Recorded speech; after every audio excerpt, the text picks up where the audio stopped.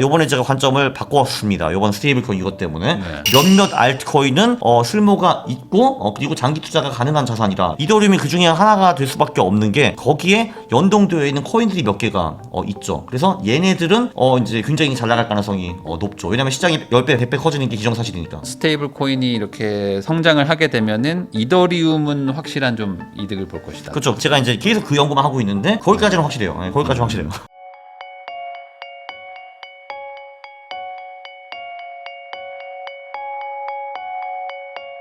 안녕하세요. 부익남TV의 부익남입니다. 최근에 또 여러 자산들의 변동폭이 막 커지고 있는데요. 그래서 모셨습니다. 강환국 작가님 모시고 최근 뭐 코인 시장도 그렇고 주식 시장도 그렇고 이 금융자산에 대해서 한번 이야기 나눠보는 시간을 가져보도록 하겠습니다. 작가님 안녕하세요. 안녕하십니까. 네, 요즘에 뭐 코인도 그렇고 뭐 주식도 그렇고 아주 예. 뭐 변동성이 좀 뭐 커지는 것 같기도 하고 뭐 부동산도 그렇잖아요 요즘. 부동산도 막 그렇고 그러니까 한마디로 지금 막 자산 시장들이 전반적으로 막 다 좀 막 올라가기도 하고 막 그러는데 그렇죠. 근데 변동성이 큰데 최근에는 이제 오르는 변동성만 그러니까요. 거의 있었죠. 그거는 좋은 거죠. 그러다 보니까 예. 이제 사람들이 또 이제 투자에 관심도 갖고 예, 이제 네. 뭐 사야 되나 뭐 이런 예. 생각들도 하면서 네. 또 막 관세 협상 뭐 이런 얘기들도 막 나오니까 예. 이제 앞으로 좀 전망에 대해서 좀 궁금해하실 것 같아서 제가 좀 모셨습니다. 네. 우선은 그래도 좀 코인 얘기 먼저 한번 좀 여쭤보고 싶은데 예. 그 비트코인 요즘 또 막 올라가지고 예. 사람들이 이제 좀 다시 사야 되나 뭐 이런 생각들도 하시고 알트코인도 막 쭉 빠졌다가 다시 좀 회복하고 하는데 현재 그냥 전반적인 그 가상자산, 암호화폐 시장의 어떤 분위기 먼저 간단하게 한번 얘기해 주시면 좋겠습니다. 그 비트코인 같은 경우는 사실 올해 이제 내내 좀 좋기는 했는데 한 25% 정도 이제 오른 걸로 제가 알고 있고요. 네. 그 특히 많이 그 이제 메인스트림으로 넘어왔죠. 그래서 기관과 기업이 주요 수요자이고요. 근데 파는 사람들은 이제 옛날 고래들 이렇게 이제 보시면 될 것 같습니다.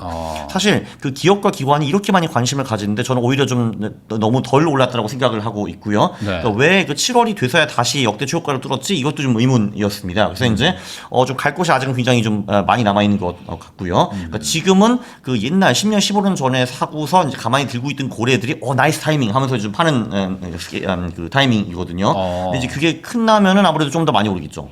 그러면은 기관과 고래의 서로 그 전망이 좀 엇갈린다 이렇게 봐야 될까요? 그렇게 볼 수는 없을 것 같고요. 근데 이게 뭐 이렇잖아요. 사실 이제 예를 들면 부익나님이 2010년쯤 그러니까 사토시가 왔다리 갔다리 할 때 그때 이제 비트코인을 사놓으셨어요. 샀어요. 그럼 한 100만 원 사놨겠죠, 근데. 근데 그게 지금 500억 된 거예요.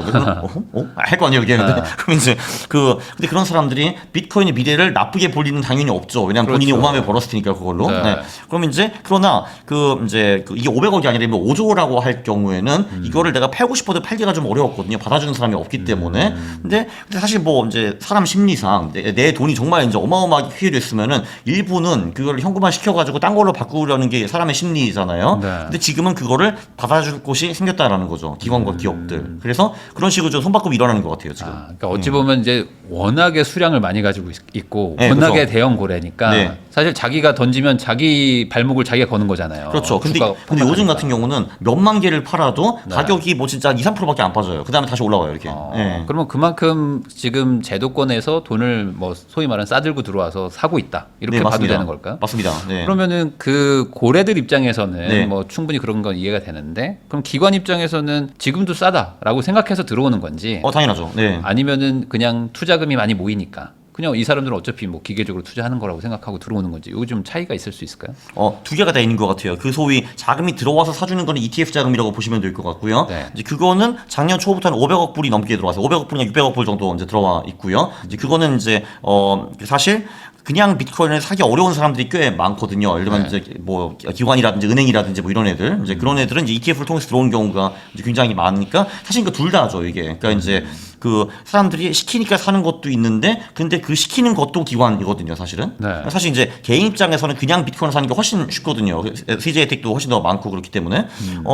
그리고 이제 그걸 은닉할 수도 있고. 근데 ETF로 들어왔다는 거는 그 자체가 사실은 이제 기관 자금의 가능성이 꽤 크죠. 네. 그래서 두 개 다 붙어 있는 거죠. 네. 그러면은 결국에는 뭐 현재 시장 전망은 더 올라갈 거다라고 보는 사람들이 많다 이렇게 이해해야 되는 건가요? 근데 그게 합리적이라고 저는 봅니다. 이게 이제 좀 이따가 보면 이해가 나올 텐데 사실 뭐 스테이블 코인도 생기고 이제 달러가 더 많이 늘어날 거거든요. 네. 그러면 결론적으로 쉽게 찍어낼 수 없는 자산으로 돈이 몰릴 수밖에 없는 것 같아요. 이제 그렇죠. 그게 뭐 사실 뭐 부동산도 당연히 될 수가 있고 뭐 금, 은, 뭐 비트코인 이런 것들이죠, 사실은. 네.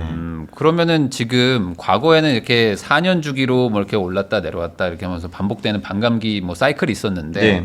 이번에는 뭐 그게 좀 없을 수도 있다 이런 얘기들도 있더라고요. 그러니까 돈이 계속 들어오니까. 저도 사실 그 연초에 누가 그 말을 했으면은 야 이번이 다르다라는 거 다른 걸 없어라고 했을 건데 지금은 저도 한 반반 정도로 보고 있어요. 그러니까 이게 확실히 작년 초부터 이 그 비트코인의 흐름이 완전히 바뀌었어요. 그 전까지만 해도 완전히 개인 자산이었는데 개인들이 이제 거래하는 자산이었는데 지금은 이제 기관들이 급속도로 침투를 하고 있죠 그쪽에. 네. 그래서 기관들이 침투하면 어떤 일이 발생하는가?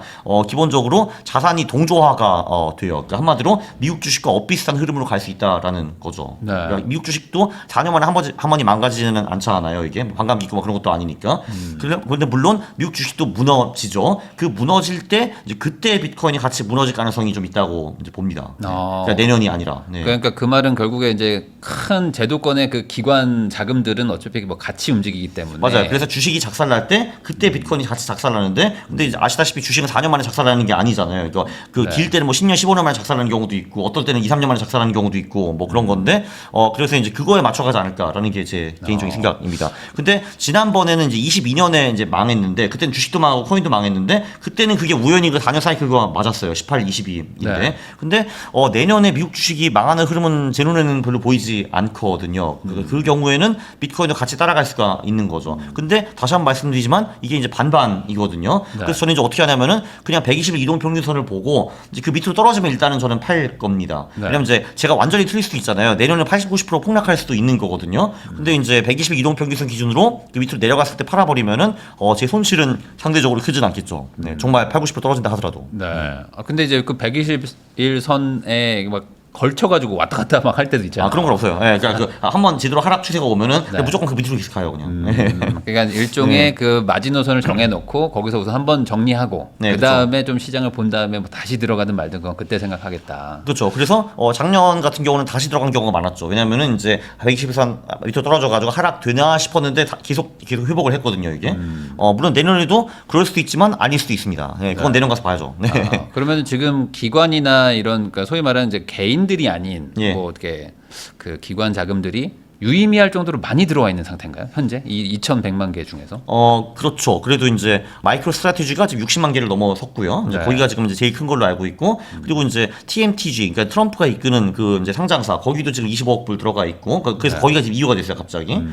그리고 이제 그거를 보고 따라하는 기업들이 점점 많이 생기고 있죠. 일본도 생기고, 이제 한국에도 몇몇 상장사들이 이제 그거를 이제 맞아요. 하고 있고요. 그리고 이제 그거 말고 유럽에서도 이제 하는 친구들이 나왔고, 그래서 이제 사실 기업 입장에서는 이렇거든요. 이제 기업이 할 수 있는 거는 재투자를 하든지 배당을 주든지 자사주 매입을 하든지 요거를 이제 할 수가 있는 건데 그러니까 재투자를 한 다음에 그 잉여 현금을 가지고 이제 무엇을 하느냐 그게 문제인데 현금은 가만 냅두면 가치가 떨어지는 건 기정사실인데 근데 비트코인은 오를 가능성이 높기 때문에 같이 떨어지는 걸 가지고 가치 높은 걸로 이제 바꾸어 타는 건데 그거를 이제 마이클 세이더가 계속 주장하는 거죠. 이거 제발 좀 하라고 처음에는 했는데 지금은 그거를 실제로 따라하는 기업들이 점점 늘어나는 거죠. 그게 된다는 게 보이니까.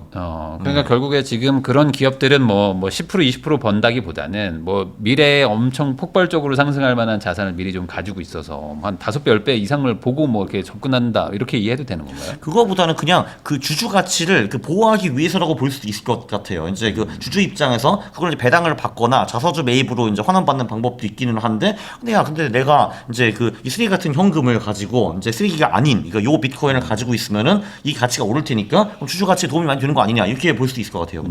아니 근데 그러면은 똑같은 논리로 네. 그냥 우리 회사는 앞으로 금을 사겠다. 네. 뭐 그렇게 하는 회사들은 또 없지 않나요 이게?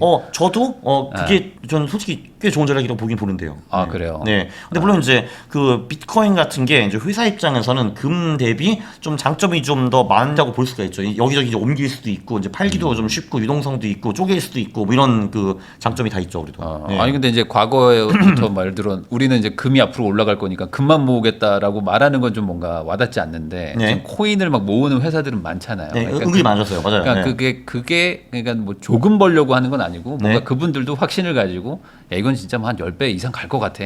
그러니까 완전 인생이 바뀌는 수준의 회사가 될 거야. 뭐 이런 느낌으로 가는 거 아닌가. 그렇죠. 사실 그리고 스트래티지가 네. 그거를 해가지고 실제로 주식이 제가 알기로는 그거 시작한 후에 뭐 거의 50배는 올랐기 때문에 이제 네. 그게 된다라는 걸 보여준 거죠. 실제로. 네. 그러니까 이게 시장이 인정을 하는 거잖아요. 그 전략이 맞다라는 거. 네. 사실 왜냐면 이제 스트래티지가 그거 하기 전에는 이제 뭔가 소프트웨어 기업을 하고 있었는데 제가 알기로는 2, 3류 기업으로 알고 있거든요. 뭐 1류 네. 기업은 아니잖아요. 빅테크는 아니잖아요. 거기가. 근데 이제 그 후에 변신한 후에 이제 사실 그 테크 쪽은 좀 뒷전으로 하고 그냥 사모으시기만 하시는데 이제 그걸로 어떻게 보면 이제 S&P 500도 들어가고 한 거잖아요. 이게 지금. 네. 그러니까 결국에는 그런 미래에 베팅한다는 그 회사의 기업 가치만으로도 주가가 또 펌핑이 되니까. 그렇죠. 그거 플러스 그 자산 자체. 예. 그러니까 비트코인 가치도 오르고 있을 그러니까 때. 자산도 오르지만 네. 뭐 이렇게 하는 뭐 혁신 일종의 뭐 좀 선도 기업. 예, 저는 이 솔직히 포지션. 이거를 혁신으로 보지는 않거든요. 그렇죠. 뭐 그런 솔직히 부분은 펀치 스킴이죠. 그냥 돈 빌려가지고 비트코인 사는 거니까. 네. 네. 예, 그러나 돈을 빌려서 사는데 그 자산이 오른다 하면은 이 펀치 스킴이 통하는 거죠. 한마디로.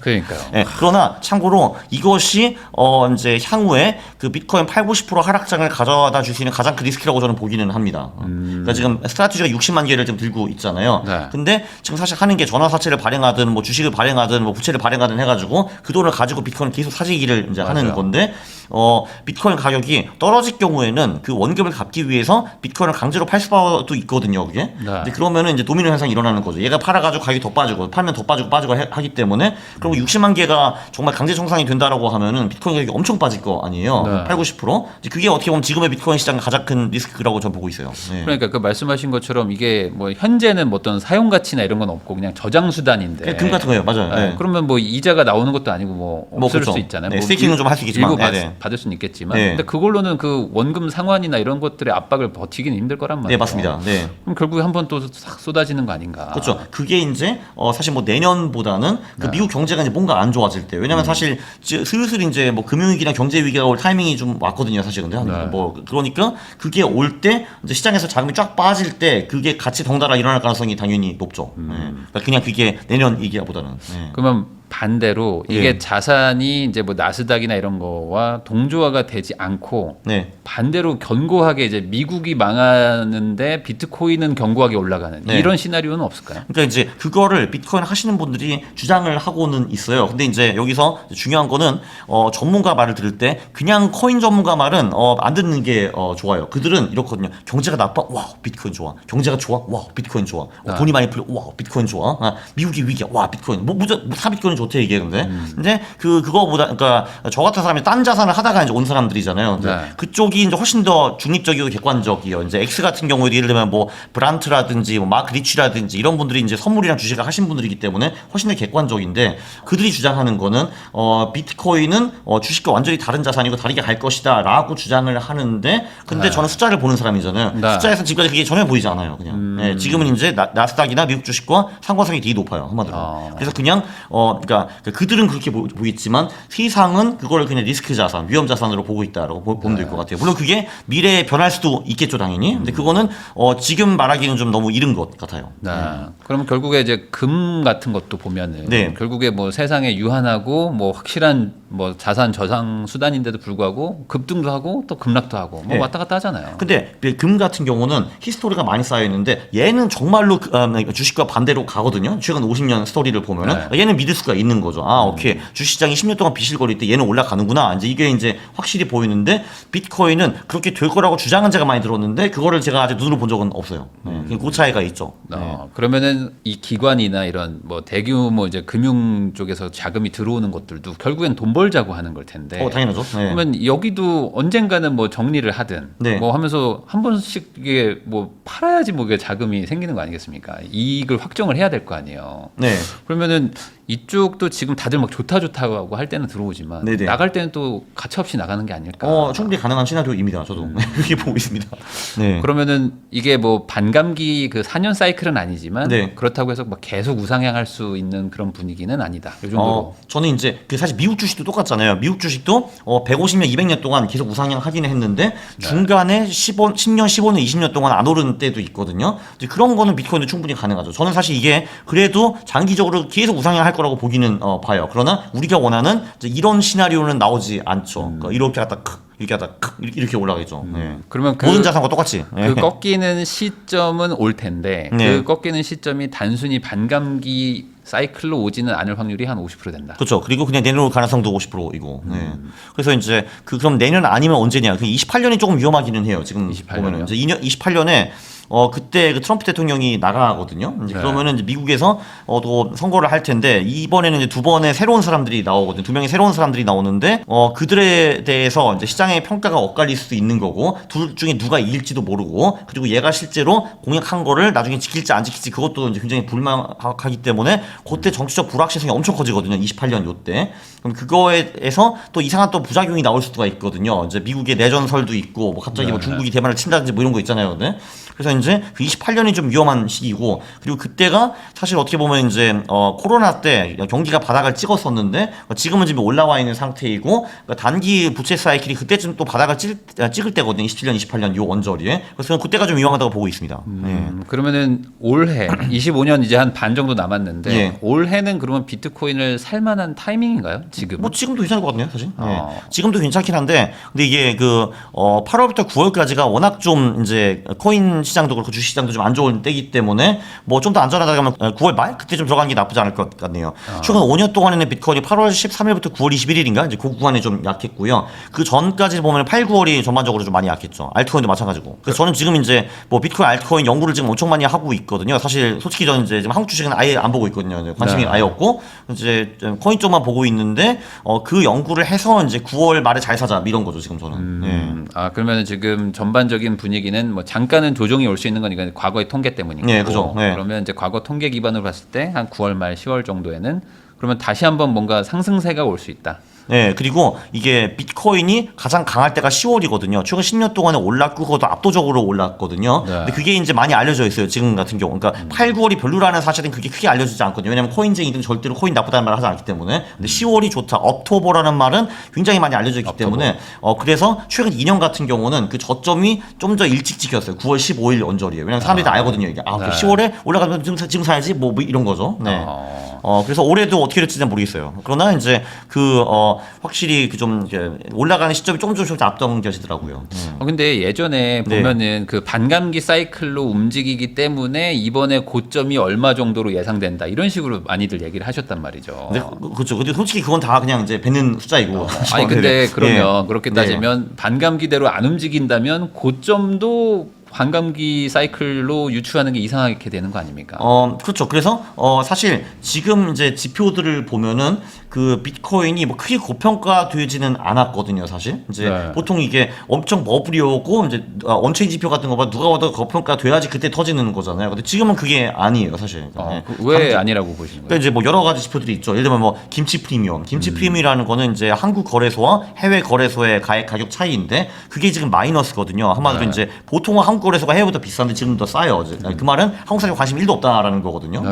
일단 그것만 봐도 일단 버블이라고 볼 수가 없는 거고 제 생각에는 이제 가격이 2억이 넘어가야지 사람들이 관심을 좀 더 많이 가질 것 같아요. 그게 심리적인 숫자이기 때문에 지금 1.6억이니까 아무도 관심 없어요 지금. 예. 아니 근데 최근에도 한 뭐 저점 기준으로 한 3, 4천만 원 오른 건데. 네, 근데 그런 거 하찮은 거 가지고는 사람들이 관심이 없고 지금은 사람들 관심은 다 한국 주식과 부동산으로 넘어가 있죠, 사실. 아니 근데 저도 이제 네. 궁금한 게 왜 예. 이렇게 김치 프리미엄이 안 붙지? 왜냐면 이거 충분히 많이 올라가고 있는데. 관심 없으니까요. 예. 그 정도로 관심 없어요, 사람들이. 그러니까 비트코인은 싫고 이제 뭐 하면 알트루가 있는 건가요? 근데 알지도 관심 없어요, 사람들 지금. 아, 그래요? 다 관심 없어요, 지금 그쪽에. 일단 그런 것도 하나 있고, 그리고 펀딩 피, 그러니까 이제 선물 시장에서 롱과 숏이 거래할 때 이제 얼마를 주고 받아야 되는가, 그것도 지금 거의 0이거든요. 그러니까 한마디로 거기도 이제 큰 이제 과열이 없다라고 이제 볼 수가 있고, 그리고 일단 ETF가 실제로 이제 돈이 실제로 많이 들어오고 있고, 이제 돈이 들어온다는 건 일단 버블이 아닌 거잖아요. 기관들이 막 들어오고 있다라는 거는. 네. 그런 것도 있고, 그리고 그 단기 거래자들이 보통 버블이 오면 엄청 늘어나거든요. 이제 네. 한 달 이하로 비트코인 사고 팔고 그런 사람들이. 그게 최근에 좀 늘어나긴 했는데, 그 옛날 버블 그때랑 보면 이제 훨씬 적어요. 그게. 네. 그래서 단기 버블이 일단 지금 확실히 없고, 그리고 뭐 밸류에이션 지표도 있잖아요. 뭐 퍼나 PB와 비슷한 지표들. 네. 걔네들도 사실 지금 좀 살짝 높기는 한데, 뭐 대단히 높진 않아요, 지금도. 네. 그러면 지금 전반적으로 기관들만 열심히 사고 있고. 근데 기관들이 사기는 사는데 걔네들이 근데 옛날 개인들처럼 가격을 막 이렇게 빵 이렇게 올리지는 않고 네. 천천히 이렇게 가고 있어요 지금 대충 하는 거 보면은. 그러면은 결국에 기관들도 뭐 돈 벌려고 네. 하는 곳이라면은 결국에 이제 사놓고 다음에는 뭐 개인 투자자들을 이렇게 유도를 하려고 하지 않겠습니까? 뭐 어쨌든 간에 그렇죠. 뭐 누군가의 돈을 또 받아야지 파는 거니까. 그리고 모든 버블은 개인 투자자들 밑으로 돌아갈 때 깨지는 건데 지금 근데 그게 전혀 보이지 않아요. 그러면은 그 어떤 그 시작점은 뭐로 보세요? 뭐 예를 들어 뭐 어떤 일단 한국은 2억. 아, 그러니까 2억까지는 천천히 가면 왜냐면 2억까지 관심 별로 없을 거거든요. 근데 이 앞자리가 이제 바뀌는 거잖아요. 그런 사람들이 아무튼 관심을 좀 가질 수밖에 없죠. 언론사에서 막 뉴스 나오고. 맞아, 그거죠. 막 그것도 이러면서. 하고. 네. 그러면 그리고 한국 사람 중에서 코인을 안 해본 사람 사실 별로 없잖아요. 네. 그러니까 이제 저 벌써 2억이야? 이게 분명히 통하죠. 어느 정도는. 아니 근데 이게 또 이게 국제적인 자산이기 때문에 한국 사람들만 가지고 올라가기에는 시총이 좀 크잖아요. 근데 그거는 이제 하나의 이제 비유였고 한국 사람들도 터지고 이제 그런 식으로 국가마다 트리거가 이렇게 생기겠죠. 이렇게. 그러면 그게 약간 트럼프 행정부에서 뭔가 더 좀 센 거. 이제 진짜 제도권으로 다 흡수해. 뭐 이런 것들이 나오면서 폭발할까요? 근데 지금은 이미 흡수가 끝났다고 저는 보고 있거든요. 이번에 네. 3대 법안 해가지고. 그래서 뭐 더 이상 할 게 있나 생각합니다. 그러면은 뭐 그냥 가격일까요? 결국에는 그냥 좀 올라가면서 개인들은 뭐 무조건 가격이죠. 13만 달러, 15만 달러 뚫었다 막 이러면서 그렇죠. 그때부터 가자 하면서 또 들어온다. 그렇죠. 네. 근데 아무튼 지금은 그 버블이 썩 보이지는 않고 있고 사실 기관들이 사가지고 이렇게 갈 수 있을 것 같기도 한데 아직들은 고래 세력이 좀 많이 들고 있는 것 같아요. 그걸 이제 하나씩 파는 거죠, 걔네들이. 근데 보면은 이제 거래소에서 물량은 작년부터 80만 개가 빠졌어요. 20% 이상이 빠졌거든요, 물량이. 그래서 이제 서서히 그 소위 이제 그 기관들과 국가들과 기업들한테 팔아넘기는 물량이 좀 줄어들고 있는 건 확실합니다. 그건 확실해요. 네. 그러면 이제 가격으로 보는 게 아니라 이제 말씀하신 지표들로만 보면은 지금 과열 구간은 아니고. 네, 그건 확실히 아니에요. 네. 그러면은 지금 만약에 이제 뭐 개인 투자자가 산다고 했을 때 과열 구간에 아닐 때 사야 되잖아요, 사실. 그렇죠. 그래서 지금이 크게 나쁘진 않고, 근데 이제 8, 9월이 이제 워낙 좀 안 좋았으니까 이제 좀 더 안전하게 가려면 그 9월 말이 어떤가. 근데 또 이러다가 이제 8, 9월에 폭등하면 제가 욕먹히잖아요. 뭐 어쩔 수 없는 거지 그거는. 네. 저는 통계적으로 말한 거니까. 그렇지만 어쨌든 지금 지표상으로는 매수하기에는 과열은 아니다. 그렇죠. 네. 그러면 이게 다만 결국에 8월 10일부터 9월 20일 그 언저리 구간은 별로 안 좋았다. 그거는 확실해요. 네. 그러면 말씀하셨던 것처럼 이제 뭐 반감기 확률도 50대 50이라면은 뭐 내년쯤에는 뭐 과열하는 어떤 그런 게 올 거라고 보시니까 이렇게 말씀하시는 거예요? 내년쯤에는 뭐 다들 막 환호를 하고 막 달려들 것 같으세요? 글쎄요. 뭐 솔직히 잘 모르겠어요. 뭐 솔직히 제 입장에서는 그냥 이게 천천히 올라가가지고 28년 그때 한번 깨지는 게 저한테 좋죠 사실은. 더 장기적으로 가게. 네, 그렇죠. 네. 그러면 어쨌든 지금보다는 뭐 올라갈 거로 보시니까 계속 연구하고 계신 거 아닙니까? 뭐 그렇죠, 그렇죠. 왜냐면 이제 사실 그러니까 하반기에 그래도 가장 좋은 자산이 뭐냐 그러면 저는 코인이라고 할 거거든요. 네. 왜냐면은 지금 오히려 사람들이 너무 많이 한국 주식과 한국 부동산에 있거든요. 대중이 몰입되는 돈이 안 되죠. 네. 맞아요. 항상 몰릴 때 나와서 관심 없는데 미리 들어가 있어야지. 네, 그렇습니다. 돈을 버는데. 맞습니다. 네. 지금 그런 의미로 왜냐면 이제 비트코인 벌써 막 1억 6천 이러니까 사람들이 너무 비싸서 관심이 없는 것도 있거든요. 너무 비싸다고 생각하니까. 물론 쪼개서 사면 되는데 그냥 사람들이 1억 6천? 야 이건 너무 비싼 거 아니야? 이렇게 생각하잖아요. 근데 이제 사실 뭐 저는 솔직히 이제 한국에서 이 금융 인플루언서들을 많이 알잖아요. 재밌는 게 뭐냐면은 요즘은 가치 투자자든 트레이더든 다 그쪽으로 넘어가고 있어요, 결국은. 심지어 그 좀 위대한 트레이더들이 아예 비트코인에서 장기 보유를 하고 있더라고요, 보니까. 그것도 상상할 수 없는 금액들을. 그런 것도 봐도 그렇고 일단 이쪽이 대세인 건 맞는 것 같아요, 사실은. 근데 사람들이 잘 몰라 아직 그거를. 안타깝습니다. 그러니까 그러면은 반대로 예전같이 막 7, 80% 폭락할 거다. 이거에 대해서는 역설적으로는 좀 그 확률도 좀 낮아져 보이는 거네요. 네, 근데 그 마이크로 스트래티지라는 그러니까 마이클 세일러는 아킬레스건이 하나 있죠. 그게 이제 강세 청산당이 들어가면은 한번 일시적으로 8, 90% 빠질 거예요. 근데 비트코인이 이게 이제 그 비트코인 자체가 버블이었으면은 올라갔다가 8, 90% 빠지면 거기서 이제 끝나야 되는 거잖아요. 얘네 툴립처럼. 비트코인인데 그거를 서너 번 겪고 다시 회복을 했기 때문에 이번에도 만약에 그런 일이 있다 하더라도 결국은 다시 올라올 거라고 생각을 해요. 8, 90% 깨진 다음에. 근데 그래도 솔직히 제가 그거를 직접 경험하고 싶지는 않기 때문에 저는 120일 선으로 그 전에 나갈 겁니다. 네. 지난 반감기 때도 그 스트래티지 회사가 안 팔았잖아요. 안 팔고 버텼잖아요. 근데 22년에 그 이제 걔네들 레코드를 딱 보면은 딱 한 번 몇백 개 판 적이 있어요. 팔아요. 근데 천만다행히도 그거 한 다음에 한두 달 후에 저점을 찍고 올라가기 시작했어요. 못 버티고 팔았는데 다행히 저점이었다. 그러니까 그거는 제가 사실 진짜 모르겠어요. 그때 왜 하필 몇백 개를 팔았는지. 근데 그 가능성이 사실 무조건 제일 높죠. 왜냐면 마이클 세일러가 자발적으로 팔기는 굉장히 싫어했을 거거든요. 그거를. 근데 한 번 판 적이 있어요. 22년에 그 저점 근처에서. 너무 힘들어서 팔았나 보다. 그리고 그때는 그 스트래티지가 가지고 있었던 코인 수가 지금보다 훨씬 적었거든요. 그러니까 비교도 안 될 정도로 적었는데 그래도 몇백 개를 팔았어요 그때. 그게 있죠. 그런 리스크가 없진 않다. 네, 존재합니다. 네. 그때도 22년에 비트코인이 고점 대비 한 75% 빠졌거든요. 그러니까 이제 그때 힘들어진 거죠. 마이클 세일러가. 강한국 작가님하고 이야기 나누고 있는데요. 그러면 이제 비트코인 얘기는 좀 해주셨는데 네. 지금 또 최근에 막 올라가는 것들 보면 뭐 비트코인은 뭐 천천히 가고 있고 네. 뭐 알트코인들이 많이 회복하고 막 이러면서 돈 벌었다 하는 분들이 있더라고요. 특히 이더리움. 네, 네. 이더리움 맨날 뭐 이거 이더리움 사가지고 망했다 하시는 분들만 많았는데 네. 왜 뭐가 달라진 건가요?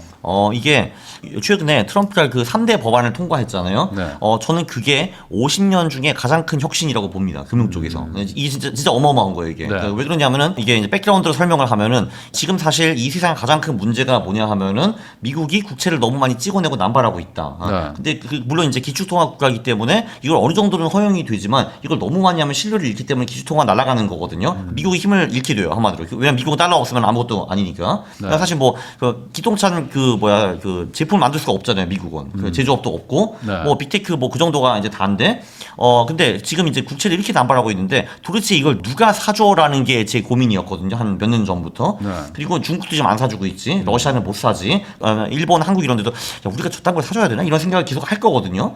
근데 지금 그 문제를 한 방에 해결을 했습니다, 스테이블 코인으로. 네. 왜냐면은 스테이블 코인을 발행하는 자는 그 한마디로 이제 제가 예를 들면 이제 강원국 스테이블 코인이 있고 여기 코인을 사고 싶으시면은 제가 코인을 이제 찍어내서 없는 거를 그냥 드리고 저한테 뭔가 돈을 주실 거 아니에요. 이제 네. 원화가 되었든 달러가 되었든 그거 가지고 저는 무조건 달러 현금이나 아니면 미국 채권을 사야 됩니다. 무조건 네. 그렇게 해야 되거든요. 그게 이번에 법안의 핵심이거든요.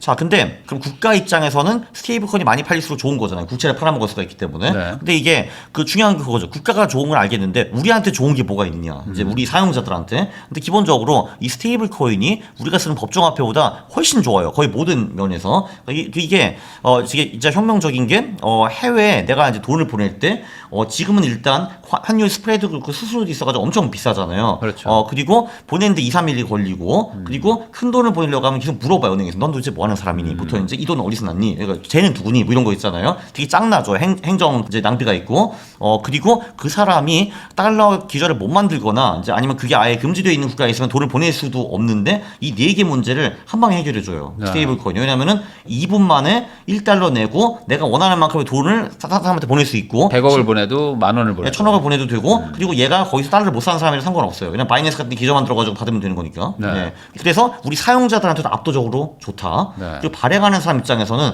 저는 없는 코인을 찍어내가지고 부인장님한테 드리고 그리고 부인장님한테 진짜 돈을 받는 거잖아요. 네. 미국채 넣고 이자한테 낼 거예요. 여기는 한 번도 안 받고. 그러니까요. 그러니까 이제 발행하는 사람 입장에서 좋고 국가에서도 좋고 사용자도 좋기 때문에 이 시장은 필연적으로 폭발적으로 커질 거예요. 네. 그리고 이제 거기에 연동되어 있는 코인들이 몇 개가 있죠. 그래서 얘네들은 이제 굉장히 잘 나갈 가능성이 높죠. 왜냐면 시장이 10배, 100배 커지는 게 기정사실이니까. 네. 그러면은 그게 이더리움인가요?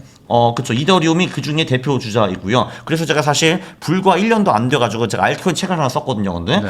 일단 거기에 그 내용의 가장 큰 핵심은 알트코인은 전부 다 쓰레기다. 네. 그러나 비트코인이 상승자 막바지에 잘 나갈 때 한철 장사는 할 수 있다라는 게 제 관점이었는데 요번에 제가 관점을 바꿨습니다. 요번 스테이블 코인 이것 때문에 네. 몇몇 알트코인은 쓸모가 있고 그리고 장기 투자가 가능한 자산이라고 보고 있습니다. 근데 이더리움이 그 중에 하나가 될 수밖에 없는 게 자, 그러면은 스테이블 코인이 무엇이 있는가를 봐야 되고 네. 그럼 지금 가장 큰 게 USDT라는 놈이 있고 USDC라는 놈이 있어요. 네. 근데 USDT라는 놈은 미국의 규제를 지킬 의도가 별로 없어요. 이제 하기 싫은가 봐요. 무슨 이유인지 잘 모르겠는데. 그래서 결론적으로 요번에 그 이제 지니우스 법안 요게 나오면서 테더는 큰 타격을 받을 거예요. 지금 예를 들면은 유럽에 미카라는 법이 있는데 그 법이 나온 후에 유럽인들은 해외 거래소에서도 더 이상 USDT로 거래를 할 수가 없어요. 네. USDC를 써야 되거든요. 근데 미국도 비슷하게 될 가능성이 높아요. 근데 이제 미국과 유럽이 돈이 제일 많잖아요. 그 미국, 유럽, 아시아 이렇게 돈이 있는데 아시아는 지금 규제가 좀 덜 되어 있는데 결론적으로 미국과 그 유럽의 규제와 비슷하게 갈 가능성이 매우 높잖아요, 사실은. 네. 거기서 참고하고 다 할 테니까. 그러면 US 테더는 아무래도 좀 축소가 될 거예요. 그럼 US 테더는 어떤 블록체인 기반으로 이제 거래가 되는가? 그게 이제 거기는 트론과 이더리움으로 양대 상맥이 있고 USDC는 65%가 그 이더리움이에요. 네. 그러니까 이제 한마디로 내가 USDC를 어디다 보내고 받고 그리고 그거 가지고 뭐 스테이킹을 하고 뭐 어디 뭐 이제 빌려주고 받고 다른 코인으로 바꾸고 뭐 이럴 때 다 이제 그게 수수료가 발생하는데 그거를 이더리움이 먹는 거예요 한마디로 그렇게 보시면 돼요. 네. 그러니까 플랫폼 상황이죠. 플랫폼 상황. 이더리움이 어찌 보면 세계 중앙은행 같은 느낌으로 약간 할 수 있는 것도 중앙은행보다는 예를 들면 저희가 주식을 사고 팔 때도 증권사가 저한테 그렇죠. 수수료를 받는 거잖아요. 증권사가 되겠네. 한국거래소도 뭐 좀 받는 것 같고 이제 그런 역할 비슷한 거죠 한마디로. 그러면 이더리움한테는 상당한 호재네요. 그렇기 때문에 요즘 많이 올랐죠. 한마디로. 그렇죠. 네. 근데 이게 스테이블 코인이 아까 말씀하신 것처럼 사용성에 혁명적인 그런 게 있다고 하면 반대로 그게 이렇게 될 수밖에 없는 이유는 모든 국가들이 다 자기들의 어떤 그 통화 발권력을 지키기 위해서 다 막아놓기 때문에 그런 거 아닙니까? 네, 그렇죠. 근데 이거는 근데 그 블록체인 기반이기 때문에 막기가 대단히 어렵다는 거죠. 규제하기가 이제 지금 이제 원화 규제하는 것도 훨씬 더 어려워지죠. 그래서 저는 솔직히 원화의 미래에 대해서 별로 좋게 보지 않습니다. 네. 그러면은 미국 입장에서는 결국에 지금 달러를 팔아야 되니까 그쵸. 그런 뭐 발권력 뭐 니네들 제한하지 마. 그냥 이거 다 쓰게 할 거야. 라고 보는 걸까요? 그것도 그렇고 그냥 사용자들, 우리 같은 그냥 일반 유저들이 그거를 왕창 살 거거든요. 특히 부자들한테 너무 좋은 거거든요. 이 수단이 사실은. 왜냐면 내가 이제 이 스테이블 코인을 가지고 그 은밀히 내 자산을 해외로 막 쉽게 옮길 수도 있고 그런 게 가능하기 때문에. 그렇죠. 한번 이렇게 해놓으면 사실상 이제는 뭐 할 수가 없잖아요. 그렇죠. 그러니까 제가 이제 이걸 하여 거래서 한번 보내놨다. 그러면은 그 후에 내가 뭘 하는지 알 수 있는 방법 하나도 없어요, 사실은. 그러니까요. 그렇죠. 그렇게 따지면은 사실상 이제는 달러의 어떤 그 뭐 패권 이게 더 강해지는다고도 볼 수 있는 거 아닙니까? 그렇죠. 왜냐하면은 지금도 벌써 그 달러 기반 스테이블 코인이 99%거든요. 다 이유가 있는 거죠. 사람들이 그것만 찾으니까. 그러니까 달러를 편하게 쓸 수 있는데 뭐하러 원화를 쓰겠느냐? 네, 맞습니다. 그게 핵심이에요. 그렇죠. 달러를 지금보다 훨씬 더 편하게 쓸 수가 있는데. 그리고 사실 한국 같은 경우는 그래도 그나마 원화가 뭐 그렇게 크게 나쁜 화폐는 아니거든요. 그래도 30년 동안 달러 대비 버텨왔어요. 900에서 1,400원 사이를 그게. 근데 딴 나라 한번 가보세요. 예를 제가 이제 어제 그 제 코트라 베프가 이제 아르헨티나 관장이시거든요. 근데 거기는 개판이죠 사실은. 지금이 그렇죠. 좀 덜 개판이긴 한데, 근데 거기 아직도 개판이거든요. 근데 뭐 그 인플레이션을 200% 30% 줄였어 뭐 이러고 있거든요. 근데 거기 누가 그 아르헨티나 페소를 써요? 그게 다 USDT 쓰지. 거기 환전소가 있대요, 실제로. 그렇죠. 그 환전소가 2% 정도만 받아 먹는데요. 그것도 사실 엄청 떼어 먹는 건데 그거만 해도 우르르 사람들이 와가지고 이제 페소 팔고 USDT 받아가는 거예요, 그게. 그러니까 그만큼 이제 통화의 어떤 그 뭐 가치를 못 지키는 나라들도 많은데 굉장히 많죠. 사실 그리고 뭐 사실 중국, 러시아 정도만 가봐도 이게 사실 엄청 통제된 국가이고 거기 부자들은 이제 그냥 부자들 통계만 봐도 중국에서 뭐 몇만 명이 도망치잖아요. 1년에 그 해외로. 이제 그런 것만 딱 봐도. 그러면 이렇게 스테이블 코인을 미국에서 이렇게 대규모로 어쨌든 이제 시작하려고 하는 이유는 말씀하신 것처럼 이제 겸사겸사 채권도 팔겠지만 그게 제일 크죠. 지들한테 그게 가장 크죠. 웬만한 나라들에서의 그 통화에 대해서 주권을 다 이제 무너뜨릴 수 있다. 우리가 그리고 다 가져간다. 트럼프는 연준을 굉장히 싫어하기 때문에 연준 약화도 하나 있고요. 그래서 일석삼조. 일석삼조인데 이게 국가만 좋은 거는 무조건 망하거든요. 근데 우리가 안 써주면 망하는 거잖아요. 그 누가 써? 근데 이제 이게 근데 우리 입장에서 너무 좋은 거거든요. 이게. 그러면 이제 문제는 그거죠. 예를 들어 내가 스테이블 코인을 하나 샀어요. 근데 이거를 어디다가 써야 되잖아요. 써야 되는데 그 써야 되는 주체가 이걸 받아줘야 되는 거 아닙니까? 그렇죠. 뭐 예를 들어 뭐 아마존은 받아줄 수 있는데 네이버가 받아줄 거냐? 이거에 대해서는 좀 의문이 있을 수 있지 않습니까? 그렇죠. 근데 그 디맨드가 점점 더 커지겠죠, 결국은. 아니, 이게 결제가 훨씬 더 편한데 이걸로 합시다, 이런 식으로. 그러면은, 그러니까 그게 당연히 말씀하신 대로 시간이 걸릴 것 같거든요, 근데 사람들은 결론적으로 더 편한 기술로 갈 수밖에 없는 거죠, 이게. 근데 하다못해 그런 건 가능할 것 같아요. 유튜브도 지금 프리미엄 결제하는 거, 이거 이제 구글 코인으로 해라. 맞아요. 하면은 이거 정부가 막을 방법이 없잖아요. 그렇죠. 근데 그래서 예를 들면은 USDT보다 그런 기업 코인들이 이기는 게 아니냐라는 말도 나오기는 하거든요. 근데 사실 그 구글 코인 같은 경우는 거의 구글에서만 쓸 수 있을 거 아니에요. 아마존은 안 받아줄 거 아니에요. 그 G 코인이 있기 때문에. 그렇기 때문에 결론적으로 좀 어느 정도 중립적인 코인 결국은 이길 거라고 저는 봐요. 근데 이게 선두주자가 지금 USDT랑 USDC죠. 그게 한번 그 선두주자면 유동성이 이미 거의 꽤 크기 때문에 그거를 뒤집기가 굉장히 어렵죠. 제가 이제 칸코인을 만든다 하더라도 그 칸코인이 USDT를 뒤집기는 어렵죠. 아니 근데 그러면은 아까 말씀하신 것처럼 코인을 발행하면 거의 날로 먹는 거잖아요. 이자를. 맞아요. 정체 이자를. 맞습니다. 그러면 그거를 그게 너무 좋은 거예요. 기업들이 안 하겠냐? 그래서 하기는 할 건데 누가 이기냐 문제가 있는 거죠. 왜냐면 구글 코인은 구글 서비스만 쓸 수 있는 건데 근데 USDC는 보편적으로 다 쓸 수 있는 서비스잖아요. 그게 이제 훨씬 더 편하겠죠. 그러면은 구글 코인을 쓰고 근데 이제 USDC랑 이제 서로 또 거래를 하고 뭐 이러면서 좀 쓰일 그럴 가능성도 있어요. 그래서 그거를 소위 인터체인지 코인이라고 하거든요. 근데 그래서 걔네들도 미래가 꽤 밝다라는 소리도 있습니다. 구글 코인을 이제 아마존 코인으로 바꿔주고 이런 거 있잖아요. 그런 네. 서비스를. 네. 그러면 구글 코인 근데 그건 제가 연구를 아직 못 해봤어요. 잘 네. 몰라서 그럼 구글 코인 자체를 이더리움 기반으로 그냥 만들어 버리면 되는 거 아니에요? USDC를 통하지 않고 뭐 그렇게도 그럴 수도 있죠. 예, 왜냐면 그 코인 만드는 것 자체는 되게 쉽거든요. 근데 문제는 누가 이기냐죠. 시장에서. 네. 누가 이걸 써줄 것이냐, 그렇죠, 그렇죠. 네. 그걸 쓰게 만들 것이냐의 싸움인데. 그렇죠. 근데 우리도 사실은 예를 들어보면은 스타벅스 상품권을 쓰기는 하지만 결국은 원화를 쓰잖아요. 원화는 다 받아주는데 스타벅스 상품권 여기만 받아주는 거잖아요. 네. 비슷한 원리죠, 사실은. 네.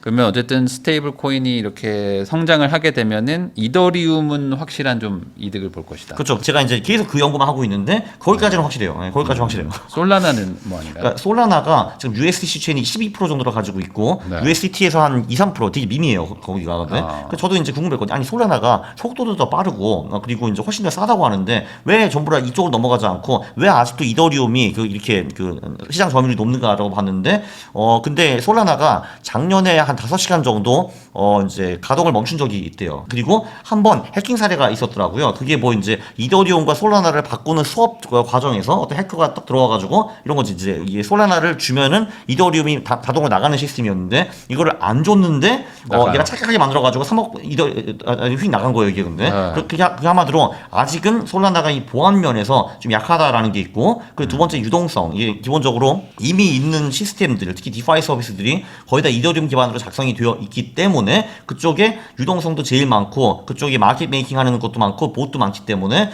그거를 뒤집기가 어렵다라는 거죠. 그러니까 결국에 이제 카카오톡 다들 쓰고 있는데 맞습니다. 라인 쓰라는 게 바로 쉽지 그겁니다. 않다. 네, 바로 그겁니다. 그렇죠. 그러니까 혹시 라인이 훨씬 더 좋을 수도 있는 거잖아요. 기술적으로. 그러나 우리는 그래서 카톡에서 옮기기는 좀 어렵죠. 내 친구들 다 거기 있으니까. 똑같은 거예요. 그러면은 이게 이더리움이 뭐 솔라나한테 밀린다 뭐 이런 얘기들도 있었었는데 지금은 또 약간 판이 바뀌었네요. 그러니까 저도 그래서 밀릴 줄 알았는데 저도 이번에 그걸 좀 리서치를 해보니까 아직까지는 확실히 아닌 것 같아요. 근데 물론 솔라나가 지금 12%가 했는데 그 비중을 높일 수는 있겠죠. 네, 그러면 얘네들도 득을 엄청 보죠. 왜냐하면 시장이 10배, 100배 커지는데 거기서 내 시장 점유율이 12에서 뭐 예를 들면 18%가 되었다. 그러면은 큰 이득이죠, 그것도. 그럼 결국에 지금 알트코인 얘기를 하고 있지만 정확하게는 지금 이더리움이 유망하다라는 걸로만 정리하면 될까요? 아니면 다른 것들도 근데 그건 있죠. 이게 좋은 회사와 좋은 투자는 또 다른 거잖아요. 그러니까 이제 이더리움은 벌써 시가총액이 4,500억 불이기 때문에 얘가 100배 되는 건 좀 어려워요. 솔직히 말해서. 네. 그건 이제 좀 어려운데 근데 그 밑에 있는 소위 그 군소 체인에 있는 애들은 그거보다 시가총액이 훨씬 더 작으니까 그거보다 훨씬 높은 점프를 기대할 수 있고 그런 걸 제가 지금 연구를 하고 있는데 연구가 안 끝났습니다. 아직. 그러니까 예를 들면은 트론 같은 경우 지금 이제 USDT랑 붙어서 별로라고 했는데 근데 그래도 어쨌든 USDT에서 그 이더리움과 똑같은 시장 점유율을 가지고 있는데 거의 근데 시가총액이 15분의 1이거든요. 근데 그러면은 예를 들면 그러니까 그건 이제 저표가 되었다는 게 아니고 얘가 미래는 이더리움보다 밝지 않지만 그 대신에 너무 저표가 되었다라고 볼 수도 있는 거죠. 그렇다는 거는 아니에요. 저 연구 안 끝났어요 아직. 네. 이거. 그러면 어쨌든 스테이블 코인 뭔가 자금 유입이 막 이제 이 코인 쪽으로 막 들어올 수 있다. 그건 기정사실이고. 그리고 기정사실은 그 스테이블 코인을 지탱하는 블록체인은 무조건 있다. 그래서 지금도 걔네들은 돈을 벌고 있다. 스테이블 코인 왔다리 갔다리 할 때마다. 근데 그 왔다리 갔다리 해서 돈 버는 게 훨씬 더 늘어날 것이다. 그리고 이제 USDC 같은 경우는 그래서 65%가 이더리움이고 한 12%가 솔라나고 그리고 아비트럼이라는 애가 10% 이상이거든요. 도대체 이놈은 무엇인가? 이거는 공부해야 돼. 아무도 몰라요. 아비트럼에 대해서는. 근데 얘도 10% 이상 차지하고 있더라고요. 너는 뭐냐 했죠. 그러면 지금은 알트코인이 조금 더 유망하다고 봐야 되나요? 지금이 어떤 이 흐름의 분위기가? 그러니까 이제 사실 이 3대 법안은 알트코인에게 득이 훨씬 더 많이 되었고 그 코인쟁이들이 그 전에 로비를 엄청 했잖아요. 트럼프 대선 때문에 돈도 많이 주고 그게 성공했다라고 봐야죠. 그러니까 이게 그 쉽게 말해서 그 Genius 법안에 대해서는 제가 이미 설명을 드렸고요. 클래리티 법안이라는 게 하나 있는데 이제 그 두 번째 법안은 한마디로 대부분 코인은 증권이 아니고 상품 또는 원자재이다 이렇게 봐주는 거거든요. 증권이 아니라는 거요? 네, 그렇죠. 그래서 이게 뭔 상관이냐 하실 텐데 그 SEC라고는 많이 들어보셨을 거예요. 그게 이제 미국 금감원 같은 건데 얘네들은 많이 뚜까 패고 다니죠. 소송을 하고 다니고 내 이놈 하면서 근데 걔네들은 증권을 이제 규제하는 자들이거든요. 혹시 CFTC라고 들어보셨나요? 아니요. 거봐요. 그러니까 이제 CFTC가 그 원자재 상품을 규제하는 기관이거든요. 거봐 들어본 적이 없잖아요. 왜냐면 규제를 별로 안 하거든요. 그러니까 있으나 마나하는 기관이거든요. 근데 예를 들면 뭐 금에 대한 규제를 할 게 뭐가 있어요? 내 이놈 금 한번 띄워봐 이렇게 할 수는 없는 거잖아요. 은놈아 이렇게 해요. 그러니까 별로 없는데 코인을 그쪽으로 구분하겠다는 거예요. 이제 거의 다. 그러면 이제 SEC가 귀찮은 소송 걸고 막 괴롭히고 니들 증권인이 뭐니 이런 거 이제 그런 리스크가 거의 사라졌다라고 보면 되는 거죠. 그래서 알트코인에 도움이 많이 되고 코인 사업할 때. 그럼 예전처럼 다시 뭐 코인을 발행한다거나 하는 거에 대해서 좀 부담이 좀 덜해질 수도 있고. 그렇죠. 그 법적 리스크 이런 거. 왜냐면 내가 신나게 하고 있었는데 너 와봐 50억 불 팍 하면 이제 끝나는 거죠. 내 사업은 내 인생이 끝나는 거잖아요. 그런 게 이제 사라졌고 그리고 이제 반 CBDC 법안 이게 이제 중국 같은 경우는 이제 중앙통제국이기 때문에 CBDC를 찍어가지고 네. 그 전 국민을 컨트롤할 거거든요. 미국은 여러분 우리는 그건 절대 안 할 거고요. 민간 그 스테이블 코인으로 가고 우리는 관리 감독만 하겠습니다라고 하니까 이제 근데 만약에 그 미국이 반대로 해가지고 우리는 CBDC를 할 거면은 사람들이 다 그거 쓸 거 아니에요. 그러면 네. 누가 민간 스테이블 코인을 쓰겠어요? 그러면 그게 악재가 될 건데 야 우리는 물러날 것이다 했기 때문에 그것도 큰 호재죠 사실. 그러니까 이래저래 지금 미국은 진심으로 스테이블 코인을 좀 많이 활성화시켜서 국채를 좀 팔고 싶다. 네, 아주 쉽게 말해가지고 야 스테이블 코인은 우리 달러랑 똑같은 것이야. 미국 국채랑 똑같은 것이고 믿고 그냥 사고 팔아도 돼. 한 달에 한 번 내가 감시를 해가지고 걔네들이 진짜 그 자산을 채권으로 가지고 있는지 딴짓 하는지 그거 내가 우리 감시해줄게. 이거 한 거거든요, 사실은. 네. 그러니까 이거 이퀄 달러 이렇게 보시면 돼요. 그러니까 미국 정부 입장에서는 뭐 나쁠 건 없는 거니까. 아니 너무 좋으니까 국채를 팔아야 될 거 아니에요. 왜냐면 지금 그러니까. 가장 큰 문제가 당장 제가 알기로는 올해 11조 달러를 어떻게 하든 리볼빙을 해야 되거든요. 그 채권을 그거 어떻게 해? 이런 거죠. 네. 그럼 생각보다 이게 더 빨리 좀 현실화될 수도 있을까요? 이 스테이블 코인. 그래서 지금 얘기가 나오는 게 그 3년에 10배라는 거거든요. 지금 이제 사실 작년부터 올해까지 1년 반 동안 2배 이미 갔어요. 이제 뭐가 2배가 됐나요? 그러니까 스테이블 코인의 규모가. 아. 그러니까 이제 작년 초에 1,200억 불이었거든요. 네. 그 시가총액이 지금 2,400억까지 갔어요. 근데 그거 진짜 부럽더라고요. 그 지난달 한 달 동안에 80억 달러가 새로 나왔어요. 그럼 80억 달러면은 그 중에 이제 50억 달러가 테더고 30억 달러가 USDC인데 그럼 걔네들은 80억을 받아서 미국 채권 사면 4억 불을 버는 거잖아요. 그러니까 그냥 개이득이야. 이자를 개이득이야 진짜 따박따박 이거. 벌잖아요. 예, 그렇죠. 예. 아, 그러면은 이런 사업을 앞으로 스테이블 코인 발행하고 싶은 기업들은 엄청 많을 것이고. 아, 그쵸. 근데 그것도 아무나 해주지 않겠다라고 이번에 했죠. 이제 그 네. 한마디로 그 무조건 1대1로 현금이나 미국 채권에 보유할 것이고, 한 달에 한 번 그 이제 공시를 해야 되고, 네, 그리고 작은 세탁법 어쩌고저쩌고 다 준수를 해야 돼. 그래가지고 스테이블 코인 이제 개나 손에 발행하기는 못하게 만들었어요. 네. 그러나 하겠죠, 당연히. 네. 다만 근데 이제 USDC나 이런 것들을 사봐야 그냥 환율과 연동되는 거니까 이걸로 뭐 큰 돈 벌 수는 없는 거잖아요. 아, 그렇죠. 그걸로는 큰 돈을 벌 수가 없는데 그거를 발행하는 기업의 주식 또는 그거에 연동되어 있는 코인들 이걸로 돈을 벌 수가 있죠. 그래서 그걸 연구해야 되는 거죠. 그렇죠. USDT 자체로는 돈을 벌 수가 없는데 근데 지금 이제 사실 원화가 위협을 받고 있기 때문에 네. 정말 그 부동산 담보대출을 받아가지고 그거 가지고 USDC 같은 걸 사고 스테이킹 이자로 그 내 대출 이자를 갚고 그 환차익을 먹어라 그런 사람도 있어요 지금. 아. 그건 좀 소극적인 투자. USDC를 사가지고. 네. 그러면은 또 USDC 환율이 예를 들면 지금 1,400인가 그런데 2,000원으로 갔다 하면은 그럼 나는 이제 이 이자로 요 이자를 갚고 원금이 50% 차이가 나는 거잖아요. 그럼 내가 먹는 거죠, 그거는.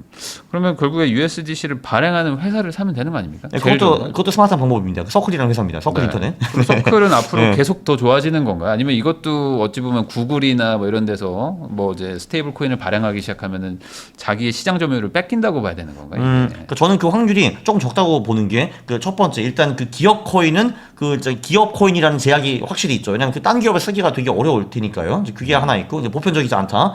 그리고 그 테더가 사실 서클보다 4년 먼저 있었어요. 그래서 서클이 정말 무지한 노력을 했거든요. 이걸 뒤집기 위해서 못 뒤집었어요. 4년 동안에. 네. 근데 지금 이제 이 핵폭탄 법안으로 이제 찬스가 생겼는데 그러면은 후발주자 코인들이 이미 그 공고에 있는 USDC를 뒤집을 수 있을 것인가 이 문제죠.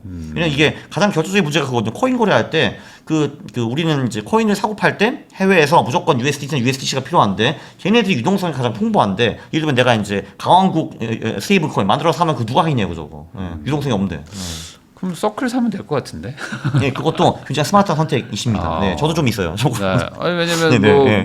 그 스트레토지 회사 주식을 사는 게 사실 네. 비트코인 상승에 베팅하는 사람들은 그거 사는 게 더 나은 거잖아요. 네, 맞습니다. 네, 네. 그래서 일종의 이게 주식 그 회사가 레버리지 효과로 더 올라간다. 네, 이런 맞습니다. 얘기들도 네. 있더라고요. 근데 물론 서클은 레버리지 효과를 내지 못하게 일단 지금 막아놨죠. 그러나 이거는 그냥 이게 없는 코인을 찍어내가지고 그거 국채에 투자해서 돈 버는 거잖아요. 그러니까. 이게 심플한 사업이에요. 심플한 사업. 그러니까 이건 절대 망할 수 없는 사업이잖아요.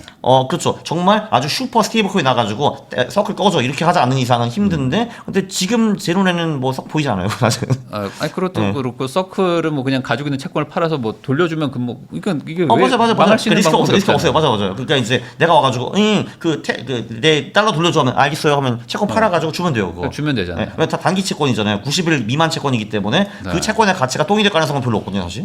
네. 근데 이 시장 점유율만 계속 늘어나고 사용자만 늘어난다면 이건 뭐 압도적으로 이제 매출이 늘어나는 구조니까. 그렇죠. 그리고 설사 지금 서클의 이제 시장 점유율이 안 늘어난다 하더라도 그냥 시장이 10배, 100배 커지면은 그 10배, 100배의 그 비중을 가져가는 거잖아요. 그럼 뭐 나쁘잖아요. 네, 나쁘지 않습니다. 그런 식으로 한번 주식 관련된 거를 투자해 볼 수도 있다. 그렇죠. 왜냐하면 테더나 그 USDC 자체는 돈이 별로 안 드니까요. 그거는 가치가 당연히 떨어지겠죠. 달러 가치가 떨어지는 거니까 같이. 그러나 원화 대비 오를 수는 있다. 상대적으로. 원화 대비는 오를 수 있다. 예. 그러면은 이게 결국에는 달러를 가지고 있는 것보다 스테이블 코인 자체를 가지고 있는 게 더 유리한가요? 그러니까 그 USDC를 가지고 있는 게 그냥 달러를 가지고 달러 그 계좌를 만드는 것보다 유리한 건가요, 이게?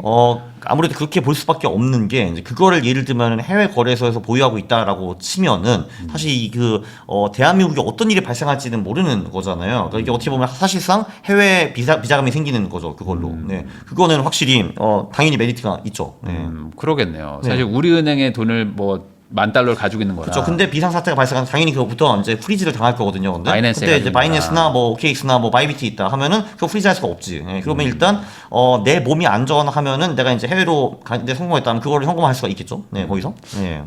저 잘 몰라서 여쭤보는 겁니다. 예. 바이낸스를 규제할 수 있진 못하나요? 미국 미국이? 정부 정도만. 예. 미국 정부가. 예, 지난번에 거기 회장이 깜빵 가고 50억 불 이제 벌금을 낸 이유는 팔레스티나 자금이 그쪽으로 흘러 들어갔대요. 그러니까 바이낸스 안에 거래가 된 거죠. 근데 물론 그걸 알았겠냐? 몰랐겠죠, 당연히 바이낸스도. 네. 예, 그러나 아무튼 너 제대로 관리 안 해서 이 새끼들아 해가지고 내가 감옥 가 50억 불 이렇게 된 거거든요. 네. 근데 미국 정부 정도는 와야 됩니다. 한국 정부는 좀 미미한 것 같은데요. 예, 못할 것 우리가 같아요. 하긴 좀 예. 쉽지 않을 한국 정부가 바이낸스 가면 할 것 같은데요, 그냥.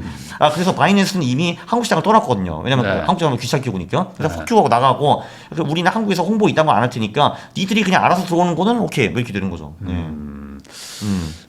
그러니까 이게 한국 경제에 좋은 것 같진 않지만 그러니까 이게 미국에는 정말 대천재 법안이거든요. 엄청 근데, 좋은 거죠. 근데 미국이 아닌 딴 화폐를 가진 나라들한테는 재밌는 게 하나도 없습니다. 그건 그러니까 맞아요. 좋을 게 하나도 없는 네. 그런 상황이라서 예. 그러면 결국에 개인들은 어떤 선택을 해야 되느냐 결국에 그러면은 큰형 갈 때 같이 따라가야 되냐 아니면 여기서 어떻게든 우리끼리 한번 해보려고 하냐 이제 이 싸움이긴 하겠네요. 예, 둘 다 어느 정도 해야 되긴 되는데 왜냐하면 현실적으로 우리는 여기서 해봐야 되는 사람들이니까. 예, 그러나 내 자산의 일부는 당연히 이제 원화를 빼고 딴 거를 투자하는 게 무조건 맞는 거죠. 예. 강환국 작가님하고 이야기 나누고 있는데요. 현재 국장에는 그렇게 관심이 없다고 하셨는데, 네, 별로 관심 없죠. 네. 그래도 지금 올라가고는 있으니까. 네. 지금 올라가고 있는 것은 어쨌든 지금 내재 가치에 대해서 좀 재평가, 그러니까 소위 말하는 코리아 디스카운트를 좀 해소하겠다는 정부의 어떤 의도가 먹히고 있다. 뭐 세 가지 있는 것 같아요. 일단 첫 번째 정치적 불확실성이 사라졌다. 네. 그럼 이제 여기는 이제 대통령도 하고 국회도 다 똑같은 당이잖아요. 그러니까 이게 한마디로 이 사람들이 원하는 건 되는 거잖아요. 한마디로. 네. 네. 그래서 이제 그 전에는 되게 불확실했잖아요. 이게 뭐 탄핵이 되네 마네부터 뭐 이제 그리고 탄핵이 된다 하더라도 뭐 그래도 이쪽 당이 다시 정권을 잡을 가능성이 신라만큼의 이제 희망이라도 있었잖아요. 근데 그거 다 없어졌지. 그 다음에 이제 두 번째는 이제 그래서 그분이 오셔가지고 재정 정책을 굉장히 액티브하게 쓰고 있죠. 기본적으로 그거 아셔야 되는데 정치 색깔을 떠나가지고 대한민국 주식시장은 민주당 때만 오릅니다. 네. 이제 그게 최근 32년 동안에 절묘하게 16년이 민주당이고 16년이 이제 보수 집단 쪽이었거든요. 보수 집단은 정당 이름을 하도 자주 바꿔가지고 그렇게 제가 표현을 할게요. 그러니까 보수 집단이 있고 민주당 집단이 있는데 16년 했는데 요 16년만 주식시장이 올랐다고 보시면 돼요. 네. 물론 이쪽 보수 16년에도 오른 해가 있긴 있었는데 그 16년을 전체 합쳐보면은 하나도 안 올랐어요. 네. 근데 그게 왜 그렇나 분석을 해봐야 되는데 민주당이 재정 정책을 이 보수 집단보다 훨씬 더 리베럴하게 합니다. 한마디로 돈을 많이 푼다는 거지. 네. 국가 부채가 많이 늘어나고 돈이 시중에 많이 풀리고요. 그 중에 일부는 당연히 주식과 부동산 시장에 들어갑니다. 그래서 그때 많이 올라요. 그러면은 지금 돈도 많이 풀 거고 실제로 풀기도 하고 풀었잖아요. 15원 벌었잖아요.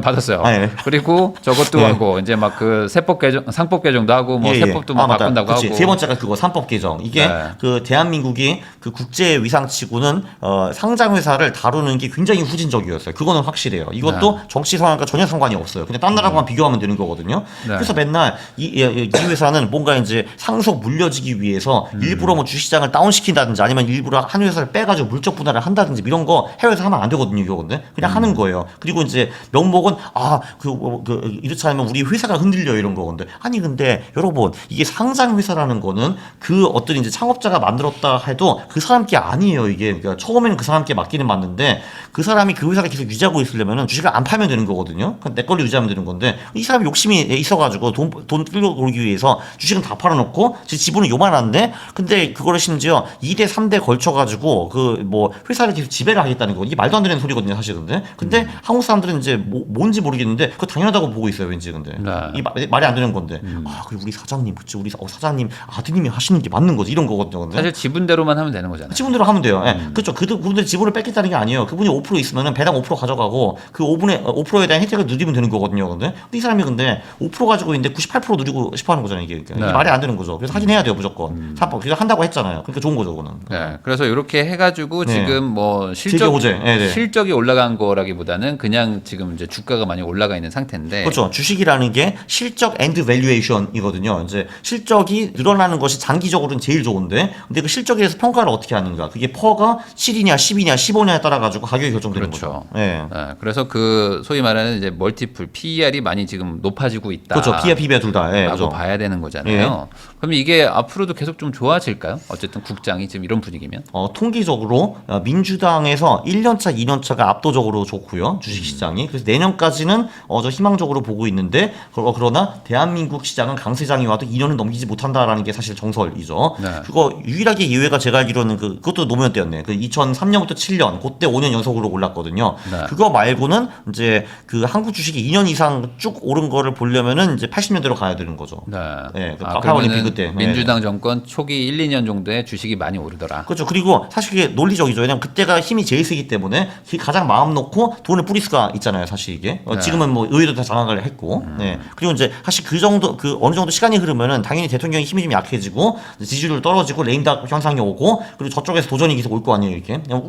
우리 뽑아주세요. 총선 이렇게 할 거 아니에요. 이게. 그러니까 지금이 제일 강하죠. 당연히. 그러면은 지금 현재 기준으로 보면은 네. 뭐 미국에 투자하신 분들이 그나마 좀 돈 좀 벌고 막 이랬는데 네. 이제는 뭐 한국에 투자한 분들도 돈 많이 벌었다 하는 정도란 말이죠. 네, 그러면 네. 이 상황에선 그래도 미국보다는 한국 주식이 조금 더 좋게 봐야 될까요? 그러니까 저는 이제 사실 내년까지는 그래도 한국 주식이 조금 더 좋다고 보고 있고요. 내년까지는. 네, 근데 뭐 큰 차이는 아닐 것 같아요. 그리고 이제 그 뭐 한 28년인가 언젠가 그때 한번 이제 주식시장이 망할 거잖아요. 그때까지는 한국과 미국을 좀 비슷하게 보고 있고 아니 10년 관점으로 보면 한국이 더 좋다고 봐요. 아, 10년 이후로. 예, 그러니까 왜냐면 이제 한국이 미국보다 잘난 게 아니라 밸류에이션이 낮아서 네. 기대가 없기 때문에. 예. 미국은 이 어마어마한 높은 기대가 언젠가 꺼져요. 그래서 네. 이제 그때가 이제 그렇죠. 그러면 아까 말한 대로 그 이제 미국이 너무 국채도 많이 찍어내고 네. 그러다 보니까 지금 뭐 달러에 대한 신뢰도가 많이 좀 흔들흔들하는 상황인데. 그렇죠. 일단 국채 팔 곳은 스테이블 코인으로 채우기는 했지만, 네. 근데 어쨌든 근본적인 문제는 해결이 안 되죠. 그러니까. 근본적인 문제는 그냥 그러니까 걷어들이는 만큼 쓰면은 되는 거거든요, 사실. 근데 그거는 생각이 1도 없어요. 그 전에 왜 OBBB 법안이라는 게 있었잖아요. 뭐 네. 빅 뷰티풀 빌이라고. 거기서도 야 그냥 우리는 GDP 7% 정도 재정 적자를 계속 가져갈 거야. 그러니까 매년 2조 불이 추가가 돼요, 국채에. 네. 그거는 바뀌지 않아요. 다만 그 국채를 살 놈이 생긴 거죠, 이제. 네. 그러니까 결국에 어차피 이자 내고 허덕허덕 하는 거는 계속 이어지는 건데. 예, 맞습니다. 그거는 바뀌지 않아요. 맞아요. 그 이자를 뭐 조금이라도 좀 줄여보려고 뭐 지금 금리도 낮추려고 막 맞습니다. 하는 거잖아요. 맞습니다. 네. 그러면은 결과적으로는 길게 봤을 때 미국 주식을 투자한다는 게 이거 맞는 건가? 라는 거에 대한 불안감도 있으실 것 같거든요. 결국 미국이 한번 위기가 오는 거 아니냐. 네, 그래서 미국 불패설은 있을 수 없는 투자 방법이에요. 그거는 절대로 하면 안 되는 건데 그렇다고 해서 미국이 또 그 사실 뭐 딴 나라 대비 그래도 탑이잖아요. 근데 왜냐면 중국이 얘들을 뛰어넘을 수 있을지 저는 솔직히 잘 모르겠거든요, 이게. 네. 그래서 이제 그 지금 문제가 없는 나라는 사실 하나도 없는데 그렇게 하면 투자를 아예 못 하게 되는 거잖아요. 그래서 미국 비중은 가져가야 된다고 생각하는데 모든 거 미국 몰빵은 전 무조건 반대입니다. 네. 그러면 비중은 있어야죠. 왜냐면 사실 우리도 지금 이제 이 구글 때문에 유튜브를 하는 사람들이잖아요. 네. 얼마나 큰 혜택을 보고 있습니까, 우리도. 그렇죠. 구글 만세, 만세. 그러면은 미국 주식을 투자하시는 분들도 뭐 그냥 하고 뭐 한국을 뭐 추가로 투자하실 분들도 뭐 하는 정도라면은 이게 핵심은 결국 환율 아닌가요? 환율이 만약에 막 확 내려간다거나 네. 확 올라가면 어쨌든 이게 희비가 또 갈릴 텐데 환차손 때문에. 맞아요. 예.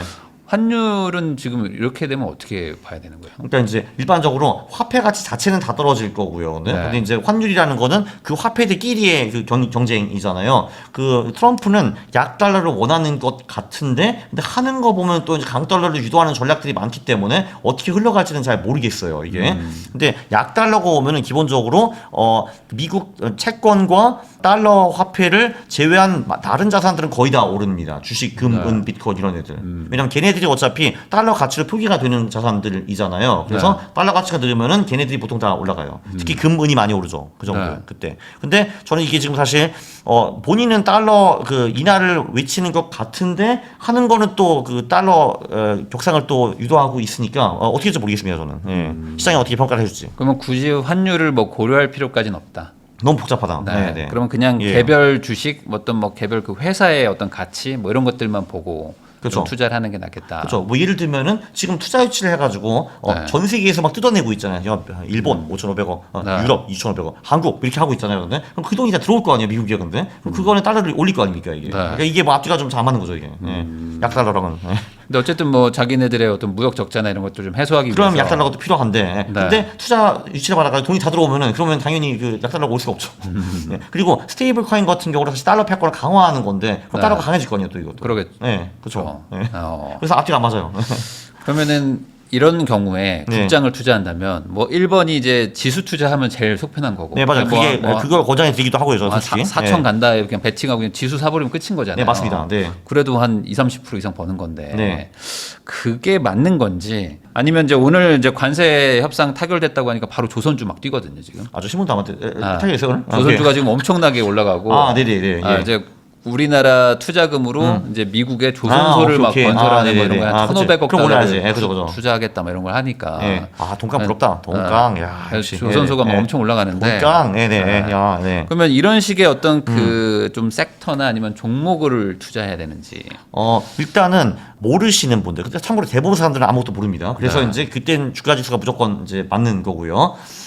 이제 그래도 조금 더 장기적으로 보면은 한마디로 중국과 직접 경쟁이 할 수 없는 분야에 투자하는 게 굉장히 중요한 것 같아요. 그러니까 이제 한마디로 제조업 쪽에서는 중국이 모든 거를 우리보다 잘한다고 그냥 보시면 되고 지금 설사 아닌다 하더라도 5년 후에는 무조건 그렇게 된다라고 보시면 돼요. 그러니까 모든 분야에서 그러면은 중국을 이런저런 정치적 이유로 받아들일 수 없는 산업만 잘 될 수밖에 없는 것 같아요. 이제 그게 이제 뭐 말씀하신 조선도 있을 거고 반도체도 있을 거고. 반도체는 아니죠. 반도체는 걔네들도 잘 만들 거고. 근데 이제 미국에선 반도체를 중국으로 그렇죠. 쓸 수가 없죠. 그렇죠. 그런 거 있고 그리고 소위 그 조방원들 이제 방산도 중국 무기를 쓸 수는 없고 그리고 이제 원자력도 이제 그 국가 보안과 관련이 있기 때문에 그리고 특히 그쪽에 한국에 엄청난 강한 기업들이 많기 때문에 이제 이쪽은 가능하고 그리고 이제 엔터 그래도 그 K 컬처라는 브랜드가 어마어마하고 그거는 C 컬처가 따라잡을 수 없을 거거든요. 한 30년 동안은. 그건 없겠죠. 그렇죠. 그러니까 누가 그 중국 그 프로그램 보고 있겠어요, 그게. 뭐 그 정도죠, 사실은 그게. 그러면 근데 물론 얘네들도 좋은 산업인 건 확실한데 좋은 투자일지는 또 딴 얘기예요. 밸류에이션이 또 들어가 있으니까 많이 고평가되는 것도 맞긴 맞아요. 네. 근데 이제 여기가 이제 아마 이번 관세 협상 이후에 미국의 등을 업고 더 잘 될 것이다. 네. 뭐 이런 얘기들도 있고 그쵸. 아니다 그런 것들 다 포함돼서 이미 이 정도 밸류 아니냐 이런 얘기도 있고. 그럼 이 부분은 뭐 모르겠다 정도일까요? 그렇죠. 이거는 모르겠다 이거. 그래서 불확실할 경우에는 그냥 가격만 보고 투자하는 게 맞죠. 한마디로 이게 핫한 섹터다. 그거는 명백하잖아요. 근데 들어가가지고 연구 보유하면 이코프로 꼴이 날 수가 있거든요. 이게. 왜냐면 2차 전지도 당시도 핫한 사업이고 지금도 나쁜 산업은 아니에요. 왜냐면 전기차 변화는 지속되고 있기 때문에. 그러나 아무튼 훌륭한 산업에 들어가도 90% 이를 수 있기 때문에 가격도 좀 보고 투자하는 건 굉장히 중요한 것 같습니다. 예를 들면은 고점 대비 몇 프로 이상 빠지면은 그냥 손절하고 나오기 뭐 이런 거. 그러면 여기서 아까 이제 얘기했던 스테이블 코인과 이제 같이 좀 연계를 하면은 한국도 이제 한국형 스테이블 코인을 하겠다. 뭐 한국형 AI 하겠다. 지금 이러고 있단 말이에요. 이게 또 지금 말씀하신 것처럼 정권 초기에 가장 지금 힘이 셀 때 아주 그냥 대놓고 밀어주겠다고 하는 것 중에 하나잖아요. 근데 저도 의문이 이게 한국 원화 기반 스테이블 코인을 누가 쓰지에 대해서 좀 의문이 있단 말이에요. 저도 그게 심각한 의문입니다. 그래서 이게 당연히 테마성으로는 어느 정도 가겠죠, 이게 근데. 이제 저도 근데 시간이 흐르면서 별로 이거 사람들이 안 쓴다라는 걸 알게 될 것 같아요. 네. 그렇죠. 근데 네. 요거가 그 K 엔터랑 묶이면 쓸 수도 있을 것이다라고 해외에서? 네. 왜냐면은 이제 뭐 하이브 거의 굿즈를 사려면 하이브 코인을 사야 된다든지 뭐 이런 그런 식으로. 것도 다 그 한계가 있는 코인이잖아요, 사실. 근데 그 사람 묶여 있고 그러니까 그건 별로라는 거죠, 그게. 그 USDC나 이런 거는 전 세계에서 다 쓸 수 있는데. 네. 아 그러면은 아무리 그렇게 의도적으로 이렇게 묶어 보려고 해도 네. 쉽진 않을 것이다. 그렇죠. 그건 진짜 우리가 스타벅스 상품권이 이제 돈으로 부상하는 거 거의 비싸다고 저는 보거든요. 그게.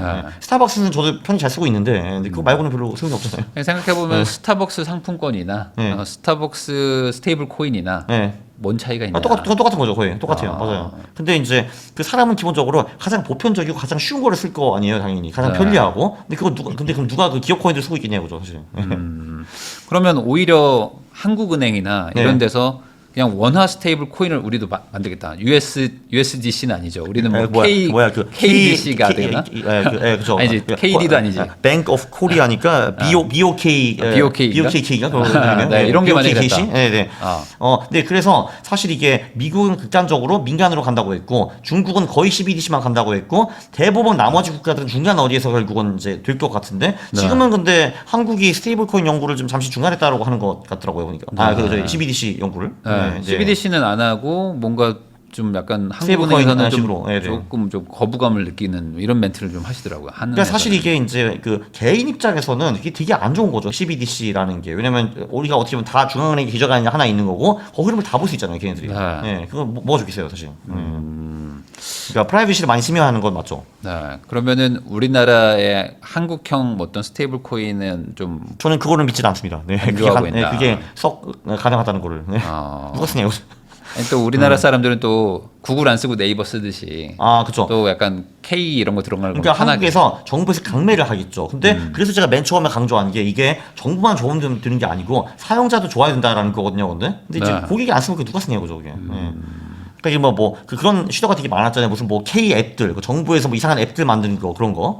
근데 그거 누가 쓰냐고. 사용자가 그냥 그 외면하면 끝인 거죠, 그거는. 결국에 사용자 친화적으로 간다면 그렇죠. 달러 기반의 코인 대비 좋을 것이 없다. 그렇죠. 그리고 그 고객 편리성을요, 당연히 민간 기업이 국가보다는 1000만 배 더 잘하겠죠, 당연히. 그거 당연한 거죠.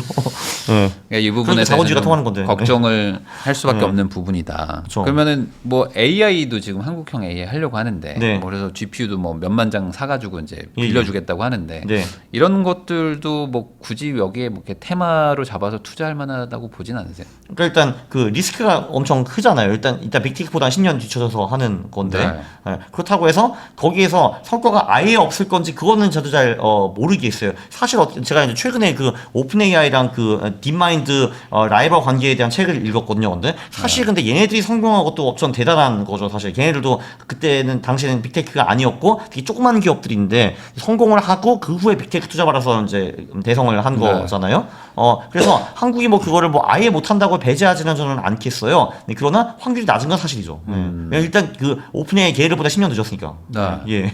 그렇지만 또 이게 만약에 네이버가 없으면 다 구글이 장악하듯이 한국형 AI가 없으면 나중에 AI 주권을 뺏긴다. 이제 이런 얘기들도 있거든요. 그러면은 이거를 망할 걸 각오하더라도 해야 된다.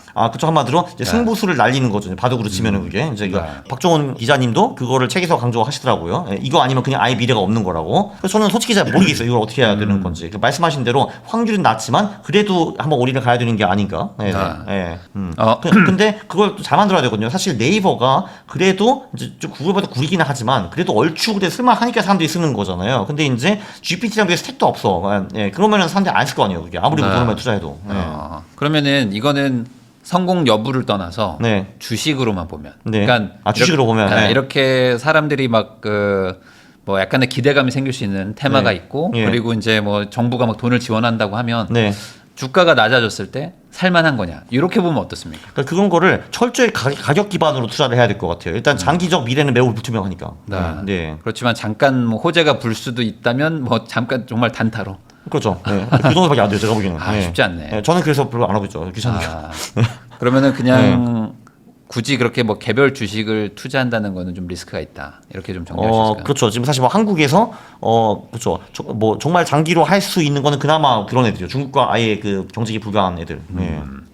그런데 지금 이제 코스피 4,500도 뭐 갈 수 있다. 이것도 버블 아니다. 이렇게 얘기하신 게 있더라고요. 버블은 그래도 당연히 아니죠. 왜냐면 이제 그렇게 된다 하더라도 PBR이 한 1.67 정도밖에 안 될 거거든요. 네. 물론 한국 주식은 통상적으로 PBR가 한 0.8에서 1.3을 왔다리 갔다리 했어요. 근데 예를 들면은 상법 개정 사실 하나만 해도 밸류에이션 높아지는 건 맞기는 맞거든요. 왜냐면 이제 주주 리스크가 훨씬 줄어들기 때문에. 그리고 미국은 지금 버블이 좀 끼어 있긴 하지만 PBR가 5, 6 뭐 이러거든요. 근데 1.6이 뭐 대단한 거냐 이거죠. 제 생각에는. 예. 그거는 그리고 사실 1.6이 넘는 나라가 사실 대부분이거든요. 이제 미국뿐만이 아니라 버블이 좀 덜 게 유럽이라든지 뭐 미국이란 이런 데로 다 1.6은 넘어가요. 그래서 그 정도 가도 이상할 거는 사실은 없죠. 예. 그렇죠. 그러니까 우리가 너무 낮았던 거네요. 왜냐면 이제 법이 쓰레기 같으니까 이제 소유주는 전부 다 강탈하는 시스템이잖아요 이게. 근데 그러니까 이제 그거만 고쳐주면은 그냥 어느 정도 정상적으로만 가도 그 사실 밸류에이션이 그 PBR 1 이하는 사실 말도 안 되는 거잖아요. 당장 청산해도 그렇죠. 그만큼 나온다라는 거니까. 그래서 딴 나라들은 다 1이 넘어요. 당연히 어느 정도 정상적인 법을 가진 국가들은 심지어 인도도 얼마인데 그 중국도 얼마고. 근데 네 그렇죠. 그래서 4,500은 버블이 아니죠. 그러니까 우리가 너무 박스피에 갇혀 있어가지고 뭐 3,300이 뭐 고점이다 뭐 이런 얘기만 하지만 사실은 말도 안 되는 수치다. 그렇죠. 아주 단순히 봐도 한 4,000, 5,000 가도 이상한 게 아니고 그 정도는 충분히 정부의 의지로 만들어낼 수도 있다. 그쵸. 그 법만 정상화하시면 돼요. 제가 보기에는 일단 그 정도만 해도 일단 순이익이 크게 안 드러난다 하더라도 그 정도는 갈 수 있어요. 당연히. 그러면 결과적으로 25년도 이제 하반기인데 이때 뭘 국장에서 투자를 해야 된다라고 이제 정리를 딱 한마디 한다면은 그냥 지수 투자일까? 지수 하세요 그냥. 네, 그렇죠. 지수 레버리지 하면 안 돼요? 지수 레버리지도 뭐 자본의 일부 정도 할 수 있죠. 지수가 가장 안전하고 확실하다. 그렇죠. 그리고 그 상법 개정 통해서 맞다 그 저PBR 주식들 이런 애들이 아무래도 혜택을 좀 받겠죠. 이제 그 PBR가 일보다 좀 한참 못 미친 애들. 그래서 지주사 이런 애들 만나 올랐죠. 금융사 이런 애들. 그러느니 그냥 제일 확실한 건 그냥 한국에 투자해라. 네, 그렇죠. 왜냐면 제가 그럴듯하게 짓거리지만 저도 아는 거 아무도 없습니다. 그냥 지원하는 거다 이렇게 주비처럼. 근데 4,500 간다 그러면 지금 투자해도 50% 버는 거예요. 네, 맞습니다. 네네. 굳이 뭐 어떤 리스크를 안을 필요는 없는 거니까. 그렇죠. 그리고 4초까지만 가도 30% 버는 거니까. 그러니까. not bad. 오히려 내가 개별 종목에 1,000만 원 투자하느니 그냥 지수에 1억 투자하는 게 훨씬 더 나을 수도 있는 거죠. 그렇죠. 그리고 지수는 프로페셔널 펀드 매니저의 95% 이깁니다. 그리고 당신보다 더 높은 확률이 99.9%입니다. 그러니까 정말 우리나라의 지수 투자라는 말을 하게 될 줄이야. 정말 이게 어색한데 이런 시대가 좀 오고 있다. 이렇게 좀 정리할 수 있을 것 같습니다. 강한국 작가님하고 이야기 나누고 있는데요. 그러면 항상 이제 자산 배분의 중요성 이런 얘기들을 하시고 어떻게 뭘 투자를 해야 된다 이런 얘기 하시니까 지금 뭐 부동산 하시는 분들도 대출 규제를 딱 이제 맞아버리니까 집 살려다가 못 산 분들 많아요. 그래가지고 이제 월세 살면서 원래 집 살려고만 한 3, 4억 들고 있었던 거. 뭐 하지? 뭐 이런 분들도 많거든요. 그러니까 뭐 예를 들어 지금 한 1억이라고 그냥 가정하면 이거에 지금 가장 적절한 자산 배분은 뭔가요? 지금 정도에서의. 자산 배분. 미국에 얼마, 뭐 한국에 얼마. 그 부동산 일단 빠진 거죠, 강제로. 뭐 부동산 빠졌다고 치고. 사실 그러니까 이게 그 주식, 채권, 실물 자산이 늘 3콤보이고 거기 내에서 이제 국내와 해외 그 분산이 2콤보이거든요. 그거를 무조건 같이 해야 돼요. 제가 보기에는. 그러니까 이제 그 채권의 가치가 좀 낮아졌다고는 하지만 그래도 결국은 이제 우리가 예측할 수 없는 큰 위기들이 오면은 안전자산 우르르 몰리기 때문에 그때 이제 미국 국채가 폭등할 가능성이 매우 높거든요. 이제 일시적으로 이제 장기적으로는 미래가 없지만 단기적으로는 폭발할 수가 있기 때문에 그래서 가져가기는 해야 됩니다. 채권을. 그리고 이렇게 돈을 많이 찍어내는 세상에서는 결국은 실물 자산이고 이제 아마도 찍어내기 어려운 자산이 이길 수밖에 없는데 저는 이제 그거를 금, 은, 비트코인으로 보고 있죠. 그리고 그 중에서 이제 굳이 고르라면은 이제 금보다는 은이고요. 은과 비트코인 배틀에서 누가 이길지 잘 모르겠어요. 은이 지금 엄청나게 저평가되어 있거든요. 지금. 그래서 저도 이제 그 책방에 가봤는데 코인 책은 꽤 많거든요. 부동산 책은 더 많고. 근데 금 관련된 책이 이제 국내 저자 1명, 해외 저자 2명 정도 있고 은은 빵구원이에요. 아무도 관심 없어요. 근데 금이 사실 시가총액이 비트코인보다 아직도 한 5배, 10배 되거든요. 은도 그 거의 비트코인이랑 비슷한 거. 예. 근데 관심이 진짜 너무 없더라고요. 예. 근데 네. 은은 저평가란 얘기가 되게 많았거든요. 예, 네. 근데 계속 저평가 상태로 그냥 가격이 지금 최근에 좀 올랐잖아요. 그래서. 금하고 좀 네. 괴리감이 좀 느껴지니까. 맞아요. 근데 그게 상식적으로 설명이 진짜 전혀 안 되거든요. 지금 네. 이제 가격이 90대 1이거든요. 금 1kg로 은 90kg를 살 수가 있는데, 근데 사실 생산량은 한 7대 1에서 8대 1이에요. 네. 그리고 옛날에는 계속 15대 1로 갔었거든요. 이 둘이 근데 이제 언젠가부터는 이제 많이 차이가 나기 시작했는데, 어떻게 보면 금이 비트코인이고 은이 알트코인이라고 보시면 돼요. 네. 그냥 금 투자는 순전 투자용이거든요. 중앙은행도 그렇고 주얼리 같은 경우는 사실 다 투자용인데, 네. 근데 은 같은 경우는 산업 수요가 한 절반이고 그 산업들이 폭발적으로 성장하고 있어요. 그러니까 우리가 아는 핫한 그 혁신 산업은 다 은을 필요로 하거든요. 왜냐면 전도율이 가장 빠르기 때문에. 네. 예. 그러니까 구리보다 훨씬 빠른데 구리가 싸가지고 쓰는 거거든요. 그래서 네. 출전단 산업은 다 은이 필요로 해요. 그래서 수요도 이제 미친 듯이 늘고 있고 공급은 둘 다 지금 제대로 안 되고 있고 그래서 이제 90대 1은 제가 도저히 이해를 못 하겠다라는 거죠. 그래서 들어가 있는 거죠, 저도. 예, 그쪽. 단순히 계산하면 한 6, 7배 더 올라가야 되는데 평년의 어떤 그런 전환비를 보면은 그렇죠. 1870년 전까지는 무조건 15대 1이었는데 네. 그 후에는 이제 금은 돈이고 은은 아니다 이런 식으로 해가지고 차이가 좀 나긴 났어요. 근데 그거를 감안해도 뭐 최근 몇십 년 보면 그래도 한 40에서 60 언저리 움직였거든요. 지금 90이야. 뭐 이렇게 싸네 이렇게 되는 거죠. 네. 그러니까 이 자산 저장 수단으로 금이 더 각광받아서 네네. 약간 좀 뭐 고평가이긴 하지만 모두가 그걸 인정하면 그냥 계속 가는 거잖아요. 맞아요. 뭐 그런 네네. 걸로 점점 벌어진 게 아닐까? 뭐 그런 것도 분명히 있습니다. 그리고 이제 그 언젠가부터 금, 은이 둘 다 돈이었는데 이제 금만 이제 돈으로 쓰겠다 이런 식으로 하는 경우도 있었고 옛날에 네. 보면은 역사적으로. 네. 그러다 근데, 보니까 근데 산업 수요라는 거는 금이 또 없죠, 별로. 그러다 보니까 이제 은에 굳이 자산을 저장을 해야 되냐? 네. 그런 것 때문에 좀 이렇게 낮아진 거 아닐까? 아니면 뭐 이제 비트코인 같은 것도 있으니까. 예, 그러니까 어떻게 보면 그냥 쉽게 말해서 이더리움 비슷하다고 보면 돼요. 한마디로 이제 실제로 쓸모도 있고 그 투자 이제 그 자산을 쓸 수도 있고 그 반반. 네. 근데 그 수요가 엄청 늘고 있다. 네. 그러니까 사실 모든 건 수요와 공급이잖아요. 그리고 그 금, 은 공급은 그 비트코인 채굴처럼 신규 공급을 하기가 점점 더 어려워지고 맞아요. 있어요. 예, 이제 ESG 문제도 있고 이제 그 저도 딴 책을 대충 보니까 이제 일단 그 땅을 일단 사야 되는데 그 문제부터 생기고 그리고 강산을 또 만든다고 하면 그 근처에 있는 주민들 전부 다 들고 일어나고 네. 그리고 그 국가도 설득을 해야 되고 이게 엄청 어려운 거죠 다. 네. 그래서 이게 결론 최소 10년 걸린다. 그러면 금, 은, 비트코인은 하나의 이제 묶음으로 가고, 예, 그 찍을 수 없는 놈들. 채권으로 또 가고, 예, 그다음에 이제 주식. 주식 정도로 가야 되는데, 그렇죠. 그거를 개도국과 선진국을 나눠야 되거든요. 왜냐하면 네. 개도국과 선진국 주식도 길게 보면은 좀 다르게 가요. 다르게 가기 때문에 근데 그 선진국의 대표 주자는 당연히 미국이고 이제 이쪽은 사실 중국이죠. 예, 근데 이제 중국 하기 싫으면 한국으로 가는 거죠. 예. 중국과 한국 두 개를 비교한다면은 그러니까 사실 냉정하게 보면은 그러니까 네. 중국이 더 낫긴 낫겠죠 당연히 근데. 예, 아니 뭐 주식 뭐 근데 돈에 뭐 근데 국경이 거기 있으니까. 깡패들이니까 사실은. 네. 그래서 저 같은 경우도 둘 다 가지고 있죠. 그냥 중국 한국 다. 아, 중국도. 예. 그럼 중국도 이제 지수에 투자하시는 건가요? 그렇죠. 거기도 ETF로? 지수죠. 예, 거기 잘 모르니까. 예.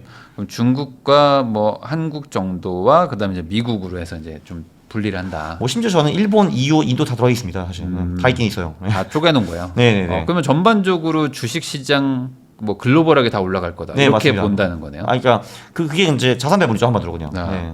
아니 근데 이게 또 여기서 까먹고 여기서 벌면 또 똔똔되면 의미가 없는 거니. 아 그렇죠. 그러나 그 여기서 까먹고 이거 못 버는 것보다 훨씬 낫죠. 그러니까 이렇게 하면은 이제 한마디로 그 어디선가 뭔가 버는 거 생기죠. 네. 배분을 어떻게 해야 돼요? 채권에 대한 배분을. 그러니까 이게 비율을. 그러니까 현금이랑 부동산 빼고 그러니까 제가 보기에는 이제 주식 채권 그 금은을 4, 2, 4 정도가 어떨까 싶어요. 4, 2, 4 정도. 네. 왜냐면 이제 채권 특히 이제 미국 채권 투자를 막 1, 2년 전부터 하신 분들도 많거든요. 네네네. 근데 재미 못 다들 봤죠. 네. 상황이 안 좋아요. 예. 근데 그러다가 또 근데 갑자기 한 방에. 그 이제 한 방에 주식이 날아가고 채권이 올라갈 수 있거든요. 아. 꼭 그런 사람들이 팔 때 그렇게 돼요, 이게. 네. 예. 정말 이게 시장의 악마 같아요, 진짜로. 예. 그래서 이거는 네. 채권은 결국에는 뭐 한번 불황에 베팅하는 거죠. 그렇죠. 한번 네. 불황이 한번 제대로 올 것이다. 네, 맞습니다. 아니면 금리 인하와 불황이 따라가는 경우가 많죠. 네, 네. 그렇죠. 불황이 오니까 금리 인하가 탁 되면서 갑자기 채권이 이제 폭발하는. 그렇죠. 네. 사실 이게 맞출 수만 있으면 채권 투자가 최고인데. 그러니까 자산 배분을 한 이유가 우리가 이걸 제대로 맞출 수 없기 때문에 하는 거예요. 왜냐면 맞추면 자산 배분을 왜 해요? 그 주식 사면 되는 거지. 그 코인 사면 되는 거고. 맞아요. 그러니까 이제 남들 주식이 다 빠지고 실물 자산 다 폭락하고 있는데 채권만 고고하게 올라가서 그걸로 그렇죠. 이제 또 딴 거 사면 되니까. 네, 맞습니다. 네. 사실 이게 당장 내가 수익률이 몇 프로가 나는지도 중요하지만 이 폭락장 때 내가 현금을 많이 가지고 있는 거 이게 더 그렇죠. 중요한 거잖아요. 네, 맞습니다. 네. 그러려고 이제 말씀하신 거고. 그렇죠. 그러면은 한국 국채가 확실한 거 아닌가? 금리를 낮추려고 계속 지금 이러고 있는데 한국 국채. 그래서 한국 국채도 사고 있습니다. 저는 한국, 미국 둘 다. 네. 미국 근데 미국은 지금 금리를 잘 안 내리려고 지금 이러고 있잖아요. 그러니까 결국은 내릴 것 같기는 한데 일단 지금까지 버티고 있네요. 어제도 버텨서 것 같은데. 네. 예. 그러면은 어쨌든 저기도 낮출 수밖에 없을 것이다. 뭐 그렇죠. 네, 네. 스테이블 코인이 많이 발행되면은 국채 안테는 무조건 좋죠. 네. 금리를 안 내려도 기준금리 안 내려도 국채 가격 그 이자는 내려가는 거잖아요. 그렇죠. 국제 가격이 오르니까 이자가 자연스럽게 내려가는 거죠. 그렇죠. 네. 그러면 스테이블 코인이 발행이 많이 될 거를 베팅하시는 분들은 미국 국채를 사놔도 괜찮을까요? 그렇죠. 나쁘지는 않은데 근데 그런 건 있죠. 이제 일단 이게 엄청 남발될 거거든요. 근데 네. 국채에 달러로 보면은 오른 것처럼 보이긴 하지만 이거 자체의 가치가 아무래도 떨어지긴 떨어지죠. 아무래도. 네. 그래서 거기에 뭐 큰 자산을 드는 건 아닌 것 같아요. 네. 네. 채권에 너무 많이 넣지 마라. 그렇죠. 네. 그러면 이제 금은 비트코인 정도에 한 40% 얘기를 하셨는데 네. 금은 지금 좀 비싼 거 아닌가요? 금? 아니 저 그렇게 보지는 않고 있어요. 제가 이제 금의 내재 가치를 제가 어떤 식으로 한번 측정을 해봤냐 하면은 이게 1971년까지는 우리가 다 근본이 이제였거든요. 그래서 이제 중앙은행들이 갖고 있는 금과 지금 돌아다니는 화폐의 수를 비교해가지고 이제 나눠봤는데 그렇게 하면 한 10,000에서 15,000불 정도 나와야 돼요. 지금. 네. 근데 지금은 3,400불이니까 아직은 좀 갈 데가 많이 남아 있죠. 금 좋아하시는 분들이 항상 그 얘기를 하시더라고요. 금은 네네. 아직 훨씬 더 많이 가야 된다. 뭐 그렇죠. 네네. 근데 그게 뭐 종이금이나 뭐 아니면 무슨 뭐 그런 뭐 선물 시장 이런 데서 너무 뭐 말도 안 되게 많이 풀려 있어서 실제 가치만큼 뭐 안 된다. 뭐 이런 얘기도 막 들리고. 그럴 가능성도 있습니다. 네, 보죠. 네. 금 근데 많이 오르긴 했는데 그러면 그냥 단순히 아니요 이게 근데 피로감으로. 이게 보통 그 원자재 슈퍼 사이클이 한 번 오면은 지금 겨우 2배밖에 안 올랐거든요 사실. 네. 2배에서 2배 반 정도 올랐는데 이 정도는 택도 없어요 사실. 무조건 5배 10배니까 한 번 가면. 5배씩만 네. 가니까. 네. 그리고 스테이블 코인으로 미국이 이제 시스템은 구했지만 달러 가치가 팍팍 떨어질 거는 그것도 기정사실이거든요. 그러면 네. 이제 결국은 사람들이 몇천 년 전부터 진짜 돈으로 의식하는 그 금 가격이 오를 수밖에 없죠. 네. 그쪽으로 돈이 많이 쏠리고. 아직은 주된 어쨌든 자산은 금이잖아요. 비트코인보다는 두 그렇죠. 개를 맞아요, 비교한다고 맞아요. 하면. 네, 네. 그러니까 네. 당연히 이제 제도권에서는 금으로 갈 수밖에 없을 것이다. 근데 꼭 그렇지도 않죠. 지금은 사실 비트코인을 많이 움직이고 있으니까. 그러니까 이게 어떻게 보면은 비트코인이 처음 설계부터 그러니까 금과 비슷하게 가는데 저거보다 좀 더 잘 이거거든요, 사실은데. 네. 그래서 실제로 저거보다 좀 더 잘하는 게 많이 있죠. 이제 이동이 굉장히 편하다는 거. 금은 그게 안 되니까. 네. 그리고 쪼개기도 이제 훨씬 더 이제 편하고 그 국경을 넘어갈 수도 있고 그 탈중앙화이고 그리고 금처럼 그 희소하고 이런 걸 다 갖춘 거기 때문에 어떻게 보면 이제 비트코인이 금의 업그레이드 디지털 버전이 사실은 맞거든요. 맞죠. 네. 뭐 위조 가능성도 거의 없고. 그렇죠. 예. 네. 그러나 일단 금은 그게 있죠. 몇천 년 동안 리스펙을 받았다. 그게 어마어마하죠, 사실은. 그래도 어쨌든 금도 투자를 할 만하다. 예, 그래서 둘 다 하는 게 좋습니다. 제가 보기에는 그냥. 예. 그 말은 셋다 은까지. 예. 그 말은 아직 비트코인도 시장에서 완전한 인정을 받진 못했으니. 그렇죠. 왜냐하면은 금의 시가총액이 아직도 몇 분의 1밖에 안 되잖아요. 예. 근데 여기다가 너무 올인할 필요는 없다. 그렇죠. 예. 사실 결국에는 이제 안정적으로 돈을 버는 게 중요한 거지. 뭐 네. 하나에 올인해서 맞추고 뭐 인생 바꾸자 이게 모두가 할 수 있는 건 아니잖아요. 그렇죠. 그리고 문제가 뭐냐면 그걸 해가지고 한두 번 성공을 할 수가 있는데 네. 이제 그 멘탈이 굳어지게 되면은 결국은 한 번 다 날리죠. 그게 어쩔 수 없죠, 그거는. 그러니까 한번 확률이니까. 한번 예. 성공하면 그걸 계속하니까. 그렇죠. 예. 이렇게 세 번만 하면 부자 된다. 하다가 그쵸. 이제 망하잖아요. 그쵸. 예를 들면은 이제 그렇게 진짜 아주 확률을 잘 봐줘가지고 확률이 80%라고 해도 그 80%를 맨날 몰빵해가지고 이제 뭐 아니면 도로 가잖아요. 그러면은 서너 번 후에는 무조건 그 돈이 0이 되거든요. 예. 그거죠. 그 똑같은 거죠. 예. 그러면은 지금 그 미국에 보면 투자하시는 분들도 이제 개별주를 투자하는 분들이 있고 그냥 지수 투자하는 분들도 있거든요. 예. 뭐 스파이니 뭐 큐큐큐 뭐 이런 거 하시는 분들 있잖아요. 예.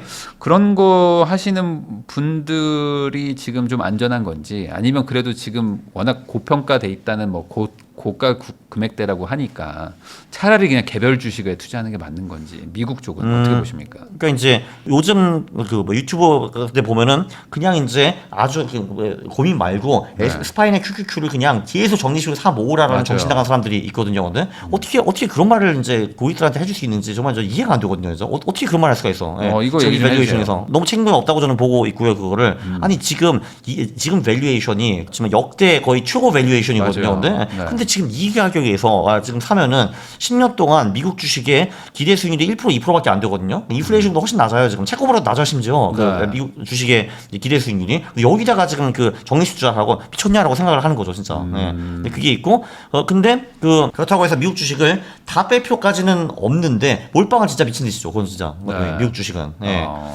그럼 거기서 개별주를 산다. 근데 문제는 개별주를 사면은 심지어 그거보다도 더 낮은 수익이 나올 가능성이 높죠.